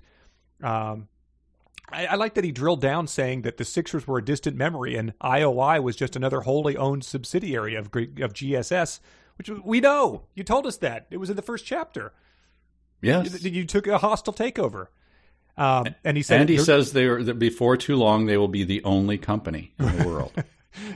But then he says that's the reason a lot of our own users had started to refer to GSS as the new Sixers and H. Shoto Samantha as the four nerds of the apocalypse. I just thought a lot of users are saying this. It's good to know. But with all of this going on, there's a lot, he's got his finger on the button. The world is on the brink of destruction. How many servers does their company need? Well, you get a full paragraph. I won't go into it, but trust me, their data storage requirements are drilled down on in a detail that is shocking at this point. And we have an email about that too, sort of examining the dumbassery of that, but we can get to that at the end. Mm-hmm. And yeah, as all this happens, you have to brace yourself because there's a new firmware update, which GSS is rolling out. Oh my God! It means, and it's designed to prevent overclocking, which has a pretty specific definition in the world of computer guys. It's you take a processor and you make it run at a faster rate than the manufacturers intended it to get more performance out of it. But it's you have to cool it down so it doesn't it's overclocked so it doesn't heat up. This just means people are overclocking them so they can stay logged in longer. Yes, it just struck me as very odd to intentionally misuse something that anyone who knows what it means is going to be like, what the hell? I don't know whether he thinks that just using the terms, but then he uses them so ham-fistedly. It can't be endearing him to anyone who's like into this stuff, right? I can't imagine. Yeah, exactly. Unless it's just you smile and nod as you recognize the classic term from early 2000s computing. Now, our hero here, he's getting He's getting his therapy. He's aware of his flaws, right? Mm-hmm. He has rage issues. He's constantly biting down so he doesn't shriek at his former girlfriend. Not his fault, though. Not his fault at all. He's he's killing some trolls. He's bankrupting some innocent band players who were getting their big break. But he's a good guy because he funds things and whatnot. Mm-hmm. And then he does this. Because we had such a huge pool of willing guinea pigs who didn't mind giving us complete access to the contents of their skull, as long as we gave them access to our high-quality sensory immersive bread and circus simulator. So, our hero, ladies and gentlemen, utter contempt for humanity, for all of humanity, couldn't give a shit about them except to extract the contents of their skulls. For these you say idiots. that though, but it again, it sort of opened my eyes. Like, it made me think. Like I've clicked so many EULAs in my day without reading them. What if my behaviors resemble less a human being and more of a sheep? I don't think so. It hit me for the first time that I might be more of a. Wait, are you saying that you think that the companies are getting something out of your participation? It is sort of just, I assumed that they were sort of just like doing this out of a beneficial way for me to share Snoopy memes with my aunt. But I think is it possible that you're the product? All right. Sort of a sheep people hybrid. We'll workshop the name, but Oh, how about Rava sheep? Yeah, that's good. Yeah. All right. Said Scooby Dum from the Scooby-Doo and Friends crossover of 1983. You can. I like this because it was probably in a book full of childish, naive garbage. This might be maybe the most naive, childish garbage in it. H says, you can't deny that the Oasis neural interface has improved the quality of millions of people's lives. Numerous studies have shown a drastic increase in empathy and environmental conservation among daily ONI users, along with an overwhelming drop in racist, sexist, and homophobic ideologies. So I just want to know, like, at what point in the internet history do we turn that corner? Oh, besides that being the dumbest thing in the world, remember, this is someone interjecting it. It just rolls off the tongue, doesn't it? Yeah, I said H says this, but yeah, it says in the middle of all that H interjected. Numerous studies have shown. Rolls off the tongue. And again, I just direct you back to one chapter before where I think, a large majority of the Oasis users are calling him Penisville. Yes. But I'm glad that at some point in time we all decide that racism has been eliminated by the internet as opposed to just, ratchet it up to an nth degree. So dumb. I'll skip some notes, but I do want to point this out. The eye rolls go up again. Okay. And then there's a remember when our parents died moment. The world was already falling apart, H said. Remember? I didn't notice that. Oh, my God. What? Oh, yes. Oh, right. I pulled up that stream of, famines and yeah. No, it's hitting me. Yep. He's like, fiddling with the Rubik's Cube. What's that? Oh, yeah. Right. Let me just finish this text. And I remember the world was headed down the tubes. Yep. It's like saying to someone, remember 9/11 or something. Remember when our parents died is a Mortal Kombat Rift Tracks, which I believe is out today. That's right.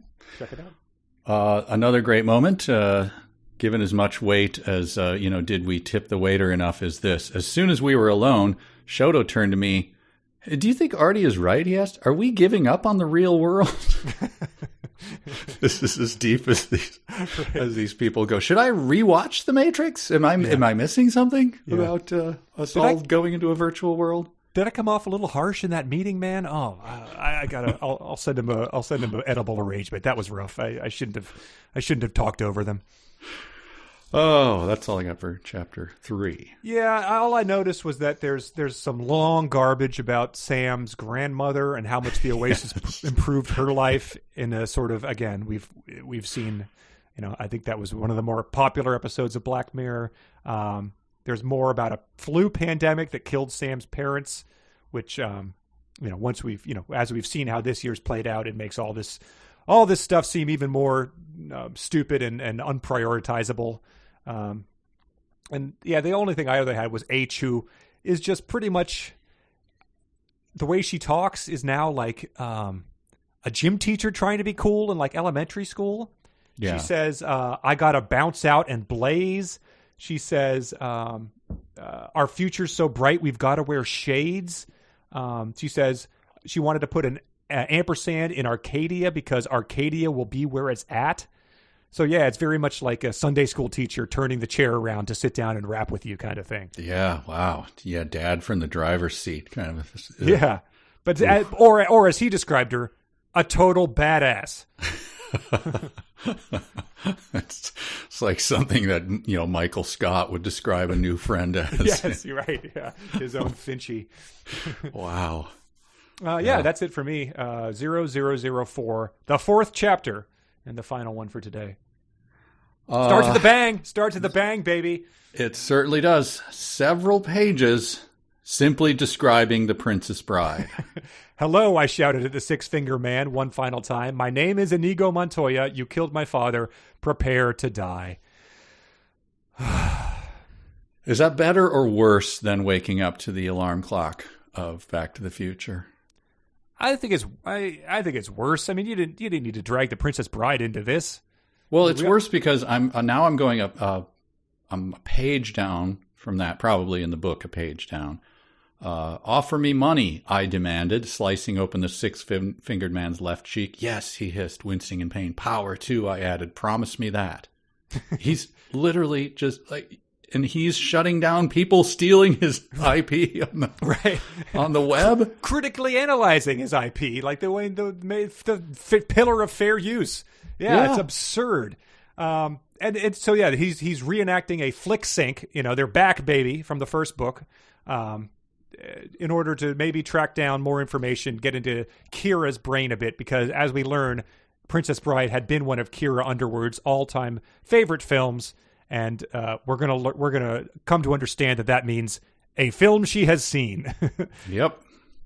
Because we get many things that she deems her favorite, and like by the third one, I realized it was like, we saw my just over 2-year-old niece a week ago, and it warms your heart when she says like, I love you, Uncle Conor. And then my mom forwards a video from 2 days later where she's playing with Play-Doh and saying, I love Play-Doh. Yes. And it's like, well, okay, great. That's sort of dilutes it a bit when you apply it to all of these things. You're all the best.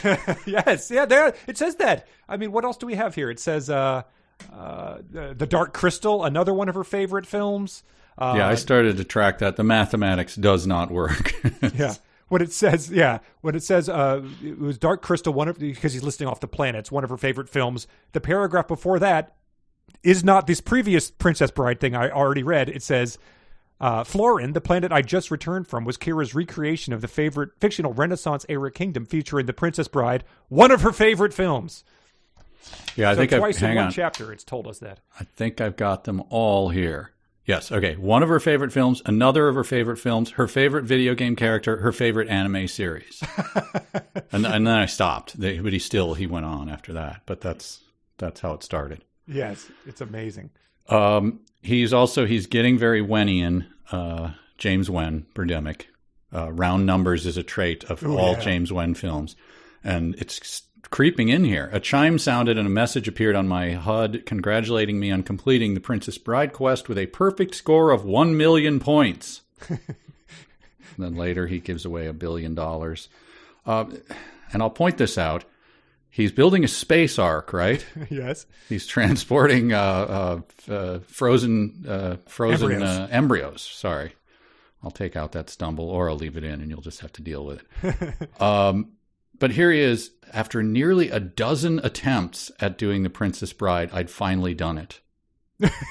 You are a CEO, sir. Yes. You are transporting frozen embryos onto a space ark for some purpose that has... What are you doing? And that's the fourth playable character that he has then obtained a perfect score with, because he did it as Buttercup, he did it as Wesley, and he did it as the Fezzik, the Andre the Giant character. Now, in between these playings, is that when he goes and crawls over on top of the dryer and cries? Sometimes. And apologizes? Or is that when he's in his car, not directing his trilogy? Right. Coming up with ideas for his trilogy. Well, in the first episode of the last time when he's talked about, reading every Stephen King book, we did some, back of the envelope math about how long that all will have taken. And it was, he needed to be able to, halt the flow of time, Christopher Nolan style, and go into suspended animation to accomplish, a tenth of what he was claiming to have.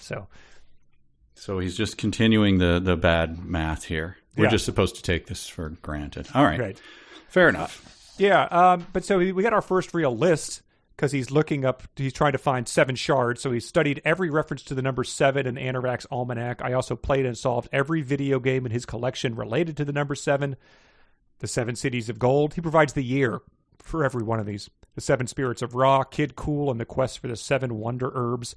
It goes on. Super Mario RPG, Legend of the 7 Stars, et cetera, et cetera. But I wondered when I saw this list, because it is long. I love the...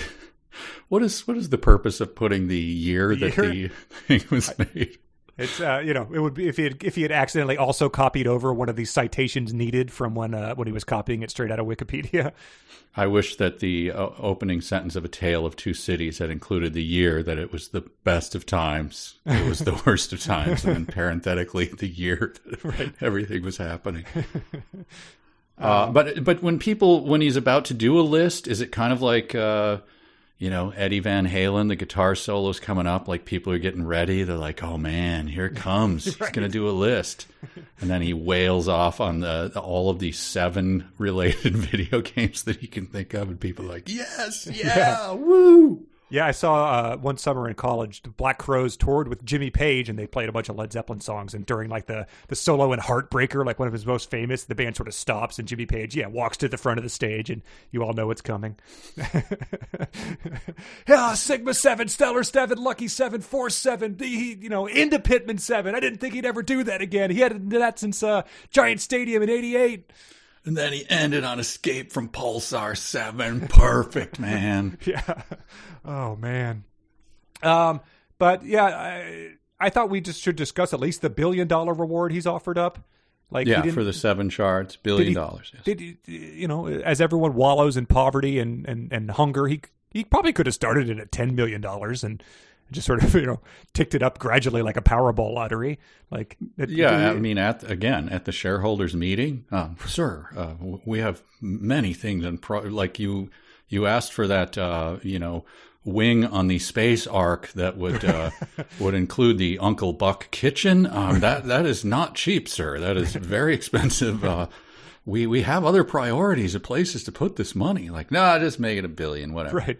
And also, sir, you don't actually have $1 billion in your bank account. You own, Oasis stock. So liquidating that to pay off this idiot would just have catastrophic implications on our financial statements. You can't, when the people say Jeff Bezos could feed Africa for, a tenth of what he made today, he doesn't just have that money. You need to be able to, to think about this a bit in more serious terms. Right. You do this, the stock will spiral, and we might not be the only company in the world. I mean, another one could gain a toehold if you do this.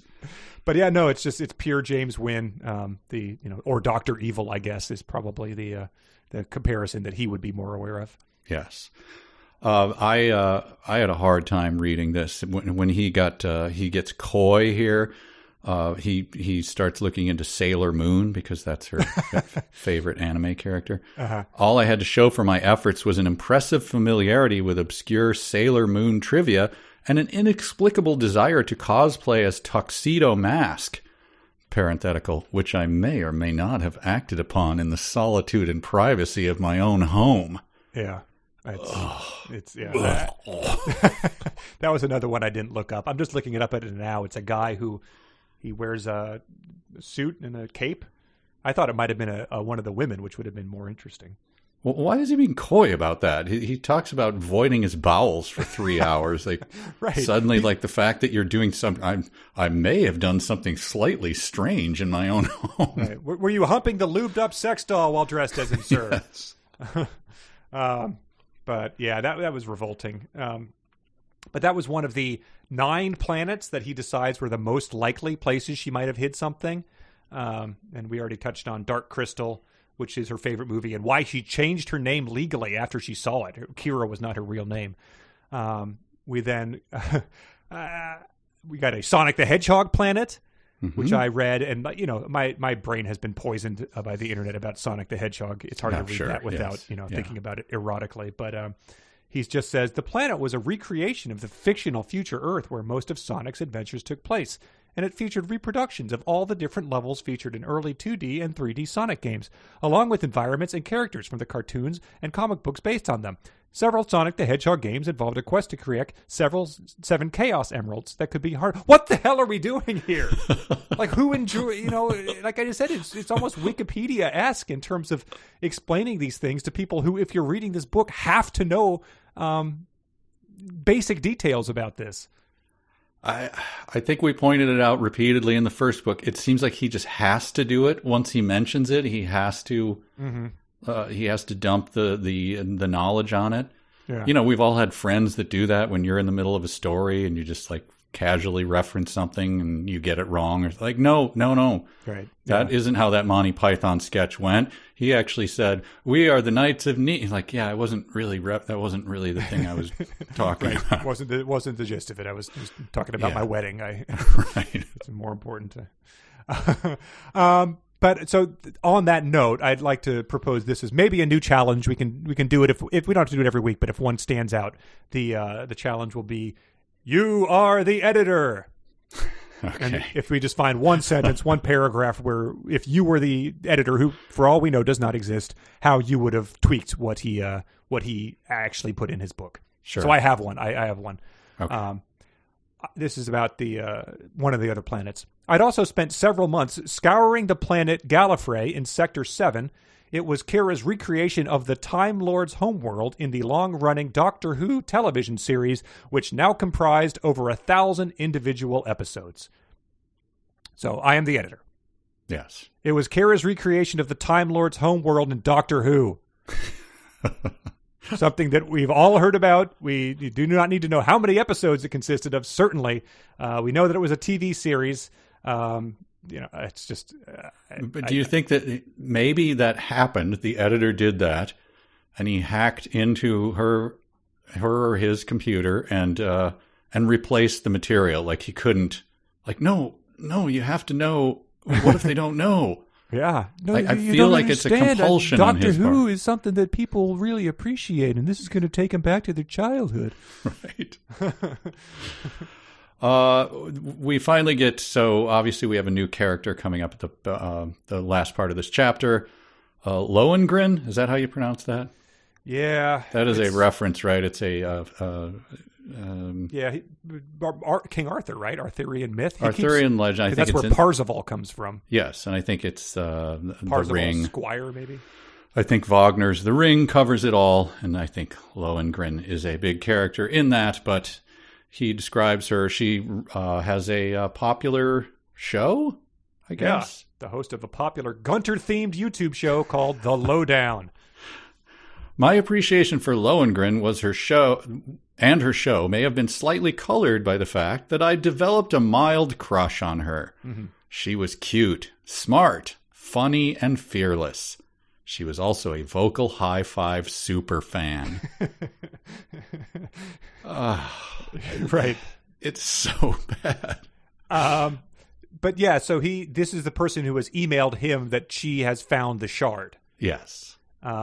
And we get just more of the Chekhov-y bullshit where if you're wasting, he wastes a lot of our time, but if he's wasting our time on something that's not, describing the planet that Tails miles per hour came from in Sonic 2, then you have to pick up that he's going somewhere with this. And what it appears to be is going to be, I'll just read it, then I'll give you my theory. On her show, Lohengrin never talked about her real life or her real name, age, or gender. She only appeared as her Oasis avatar, which usually looked and sounded exactly like Helen Slater in The Legend of Billie Jean. But like Ranma Sao Tome in Ranma 1/2, Lohengrin was also famous for changing her avatar's gender unexpectedly and without warning, sometimes in mid-sentence. So she's famous for this. And it struck me as being like, you have people who are, lizard, like from Zelda 2 or something. Like, why would anyone care when anyone changes anyone's avatar? Like, you people will be, when the internet hippo on Twitter changes his, I don't call you on the phone to tell you that it happened. It happened without warning. And so he's hinting that she probably isn't who she's presenting herself at, which jaw-dropping revelation to anyone who didn't read the first book where the exact same thing happened twice to two different characters that he is now are his best friends. But what is his track record? Because he guessed that she was the same that Samantha was the same as her avatar. He had a good feeling about that, I think he had a good feeling. But he was fuzzy on H, and I think H took him by complete surprise. Okay. And then Shoto and Dato? Did he have feelings about them? I don't know. I think he was surprised when one of them was younger than he expected or something. Was he surprised when she transformed into a male and with the likeness of a young James Spader, especially his look from the 1985 film Tough Turf? This is beyond the pale. I don't know if I can finish this book. Oh wow! Well, we're on the hook, man. But yeah, so Lohengrin appears to be the new love interest, and we'll see how he handles it when she quite obviously turns out to be not who she is presenting herself as. But this technique, going back to this, like, she was cute, smart, funny, and fearless as a technique to describe, like, introduce a character. I'm trying to think of, well, let's just use one of his examples, like if Indiana Jones, when you introduce the character. That iconic introduction at the beginning of Raiders where he whips and then he turns around, right? Yeah, you don't need that. You just toss that over the edge, and just he's starting on his quest already, and then you just put up a slate that says, this is our hero. He's really brave, but he's kind of reckless, and he's pretty lovable, and he does not like snakes. And begin. Here we go. Right. He does nothing to show that she's smart, funny, cute, whatever, fearless. Yeah, it's showing, not telling. I don't think I have. He ends up transporting to her planet, or to the recreation of the guy's hometown where she's hanging out. But I have one last thing. If you're done. I have one more thing. Get yours, and then my last thing is a Sonic challenge. Oh, good. He gives some more clap back. Some people define themselves by railing against all of the things they hate, while explaining why everyone else should hate it too. But not me. I prefer to lead with my love, to define myself through joyous yawps of admiration, instead of cynical declarations of disdain. Let's hear some joyous yawps of admiration. All right, here we go. Yawps. All right, it doesn't have to. It's not a literal. Y-A-W-P. Yeah, it's that's from the poem, right? I sound my mighty yawp over the rooftops. Oh God, is it? Yeah, I believe. By so. who? I mean, Shel Silverstein. What poet would he admire? No, he's not admiring the poet. This is where I know the lineage of this. Okay. It is from Dead Poets Society. Oh, got it. Oh, Robin Williams. Read it again. God. Yes. All right. So I don't think it has to technically be a yawp, although I will try to shape it somewhat like that. Okay. Admiration? He's leading with love through joyous yawps of admiration. Oh, yawp! Yawp! Yawp! All right, that's all. Your neighbors have reported a dying farm animal somewhere. Wow. Okay. Well, maybe we should just end with that. That's good enough. Oh, what was your last thing? Oh, it's just that he's killing people. He's killing the trolls and everything, and then he's eavesdropping on everyone. And he says, not because doing so would violate GSS company policy and several federal laws. That had never stopped me in the past. He just puts that in parenthetically. He is a sociopath. Right. No laws can stop him. No moral boundaries. Right. But he prefers to lead with love. Yes. Right. Yeah, and the haters can suck on that if they don't care for it. People who explain why everyone else should hate it too. He's doing the Don Rickles thing, an hour and a half of racial insults and, Right. personal insults. And then Based on your appearance. Yeah. Yeah. He wraps it up with, but seriously, folks, it's all about the love. We're here to love and laugh. And Right. all right. Well, there you go. Yeah. 6 chapters, 83 pages, 30,000 words. And we're about to get started with the quest, I believe. Yes. Let's, we would be remiss if we did not touch on our favorite dumb sentences of the week. A sentence begins with a capital letter. A capital letter is a letter that's big. A capital letter is not a small letter. A capital letter is big, big, big. A sentence ends with a period, or an exclamation, or a question mark. I was trying to go longer with that guy because I liked hearing him, and realizing that I had to read more of this made me want to hear more of that Yeah, guy. there's a Reddit called Alternate Angles where they show you, the Great Pyramids, but like shot from a parking lot of a 7-Eleven or something. What you don't see. It's hearing where that goes after that is always like jarring for me. Yes, it is. Also, there was a guy, Spotify released their end of the year wrap up this week, and so it shows you what your favorite songs and artists were, but also your favorite podcasts. And a couple people reached out to us that we were their top played podcast. Woohoo! One guy even said he listened to 5 episodes in a day. So I was like, he heard that song 5 different times. That's must have been on a long car ride or something. But it's power to you. Skip. So here's our dumb sentences of the week. I'm gonna try something where I skipped the ones we already covered. I should have been doing that all along. But Josh and Janelle submitted, "She mimed jerking off." I believe that was Artemis. I think Josh said, "I feel like many of the great literary works of history would benefit from the addition of that line. It belongs up there with," said the robot pimp disdainfully. Jim submitted, "It covered the sprawling mansion's bare walls with grand tapestries, priceless paintings, and framed movie posters." He said Mike would have rejected this one if it was part of real or fanfic. Yes. Hunter submitted, "We all took our usual seats, which put me and Artemis on opposite sides of the circular conference table, as far away from each other as possible, but also directly facing each other." And they said, "Thanks, Ernie. I know what opposite side means. Every else after the M dash is Webster defines opposite sides as." Theodore, he submitted, "I'm also happy to report that our newest server farm is now online, upping our data storage capacity by another 1,000,000 yottabytes," Faisal said. And he said, "This doesn't sound any dumber than most of the sentences in RP2. If you'd assume it's a lot of data and move on, I wish I'd done that, but instead I looked it up and found that a yottabyte is 900 billion terabytes." So he said a server farm storing it on the largest available SD cards would mean to be twice the size of the Hindenburg to store 1 yottabyte. Oh God. Yeah. Let's see what else we got. Oh, Crystal and Billman both submitted this one, which I'm surprised we didn't cover. But like Bono before me, I still hadn't found what I was looking for. I saw that. I chose to get quickly past it.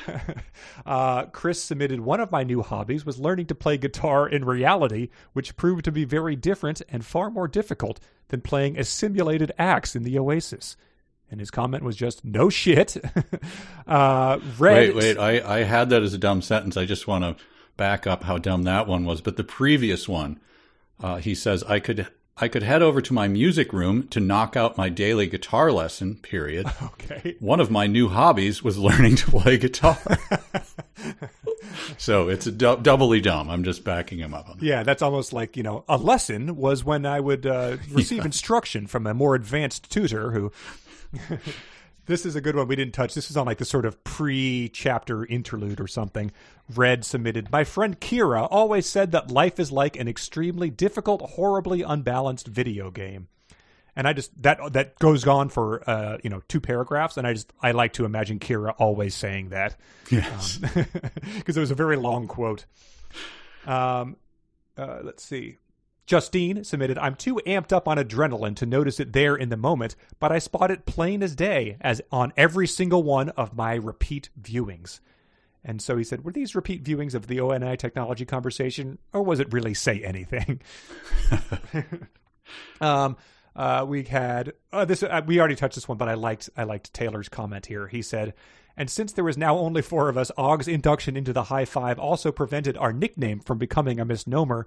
And he said, "This, of course, brought to mind the moment in Acts chapter 1 when the apostles chose Matthias to replace the traitor Judas Iscariot. And I believe it was Peter who said, 'This will prevent our nickname, the 12 Apostles, from becoming a misnomer.'" Nice. This was Amanda. This was one of mine. When I didn't respond, his virtual assistant, Max Headroom, made a heavy metal face and started to play air guitar while shouting, Wade's World, party time, excellent." And I hope my read of that line conveyed my enthusiasm in real time. It tailored off nicely there, yes. Hayden, part of GSS's new Supervolt deluxe line of tactical immersion volts, the motive looked more like a heavily armed robotic spider than a coffin. And they said, "This implies that it looks like both, but more so one than the other. These two things could not look anything else alike." And Andrew submitted, "I rolled my eyes in his direction and manually flushed the toilet for effect." And he said, "How I feel with any of the jokes in Cline's work." Oh, man. Do you have anything that we haven't covered? Yes, I do. Let me take a deep breath. Remember, this is Dumb Sentence of the week. This is a sentence. Okay, great. These are the best. Things got really bad when a previously unknown music group called Tapioca Shindig released a song titled Sixer Filatin' Punk, which used an auto-tuned soundbite from the live POV broadcast I'd made during the Battle of Castle Anorak, when I'd publicly declared to the world that if I find Halliday's Easter egg, I hereby vow to split my winnings equally with Artemis H. and Shoto. If I'm lying, I should be forever branded as a gutless Sixer Filating Punk, period. Oh my God. Bravo, sir. I didn't think he was going to make it, but he stuck the landing. Yeah.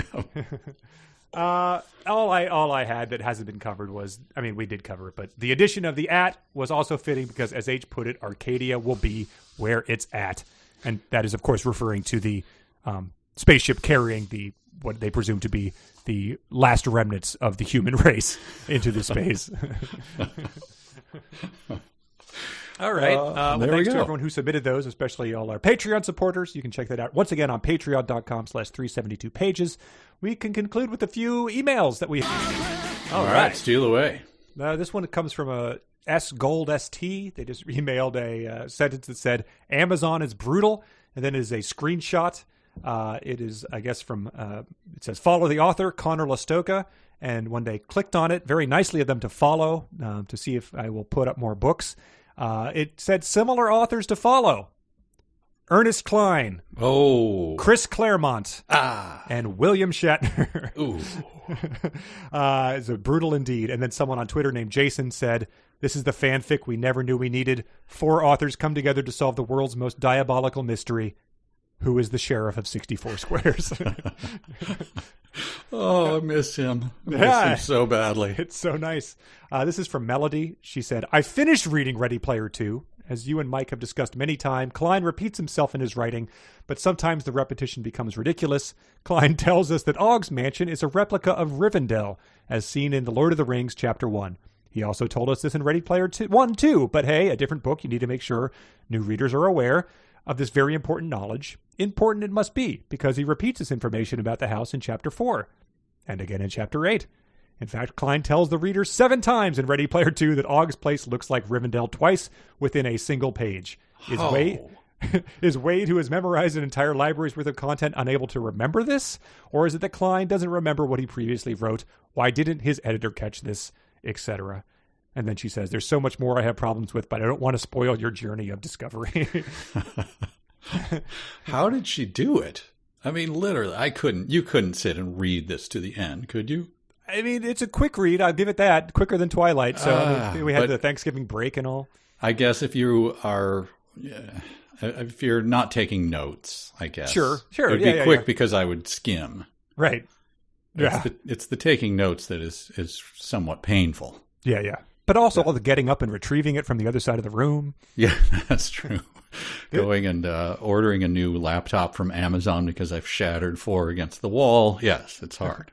Here's this one just stunning. Little on the long side, but got to read the whole thing. This is from McLean. It It's been well over a year now since Trucking Through Time was covered on the podcast, but I don't believe we ever got an answer about the menus in Wyoming restaurants. Fortunately, I now have the inside scoop.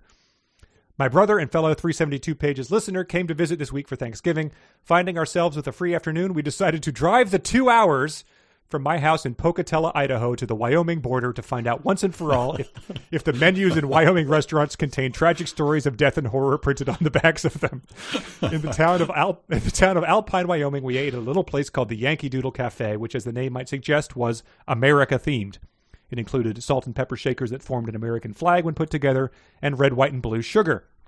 When the waitress handed us our menus, food was the furthest thing from our minds as we scoured the pages for any stories of the Donner Party or some other such tragedy. Sadly, there didn't seem to be any stories, horribly tragic or otherwise, printed on our menus. Damn it, boy, I said to my brother. Could it be that Charles E. Harris was wrong about the customs of Wyoming restaurants? Crestfallen, we both ordered and ate our food in silence. Well, my brother told me after we finished, no sense hanging around here. Let's pay the check, grab some gas and knickknacks from the gas station and head back home. But when we got up to leave the table, something on the wall caught my eye. It seems that the patriotic theme of the restaurant included a broad range of topics, and there, framed on the back wall of the Yankee Doodle Cafe, was the front page of the September 12th, 2001 edition of the New York Times, which displayed the image of the Twin Towers being destroyed. In conclusion, Charles E. Harris may not have been entirely correct about tales of tragedy being displayed on Wyoming restaurant menus. Sometimes they will be framed on the walls. Wow. I did not want to burst out laughing at that part so that people wouldn't think I was. But it's incredible. Well done, McLean and his brother, for undertaking that research unto themselves on their Thanksgiving break. I applaud that. That makes me very happy. Yeah, it's stunning. This one is from Janelle. She says, if Conor thinks he's mad about Mike spending the Patreon wages on the 372 Pages players, imagine how Samantha felt out when Wade, Shoto, and H spent $300 billion freaking dollars on a 12-man spaceship without any actual destination. So yeah, relatable. Finally, something that I can relate to in this book. I didn't. I spent just shy of that amount. Yeah, right. It was a good month for the Patreon, but yeah. Really just could have used it as we approach gift giving season. Oh, and, wow. Final email. This is from Jenny, who is a Patreon supporter and friendly neighborhood lawyer. She says in Chapter 2, there's the discussion of when he sued the band for defamation and bankrupt each of its members. Mm-hmm. She says, I'm an attorney, but do not claim to be an expert in defamation law, and no one should take the following as legal advice. However, I have a hard time believing Wade would have a snowball's chance in hell of winning such a lawsuit. Among other things, he would have to show that the allegedly defamatory statement about him was false, which it clearly was not if it was a direct soundbite of something he said that was broadcast to billions of people, and that he had suffered actual financial career damages because of it, which was also clearly not the case. Also, Wade's status as a public figure under the law likely would also make it even harder for him to win such a case. So unless defamation and First Amendment law has changed significantly from the actual present to Cline's future, what he is saying almost certainly wouldn't be possible. However, the most disturbing thing about the sentence to me is that it seems to indicate Cline thinks a wealthy celebrity can just sue his haters into oblivion. Yikes. I think that, well, goods and services. Workers? Goods and workers remain the same. I believe that the legal structure remains the same. So thank you. Yes. It's good to know that we have a lawyer on file in case we ever have our more DMCA notices that come our way. It's going to happen. He's on to us now. Yeah. All right. Well, it does it for me. That's all I got. We'll put a assignment in the notes because I didn't look it up again. Yeah.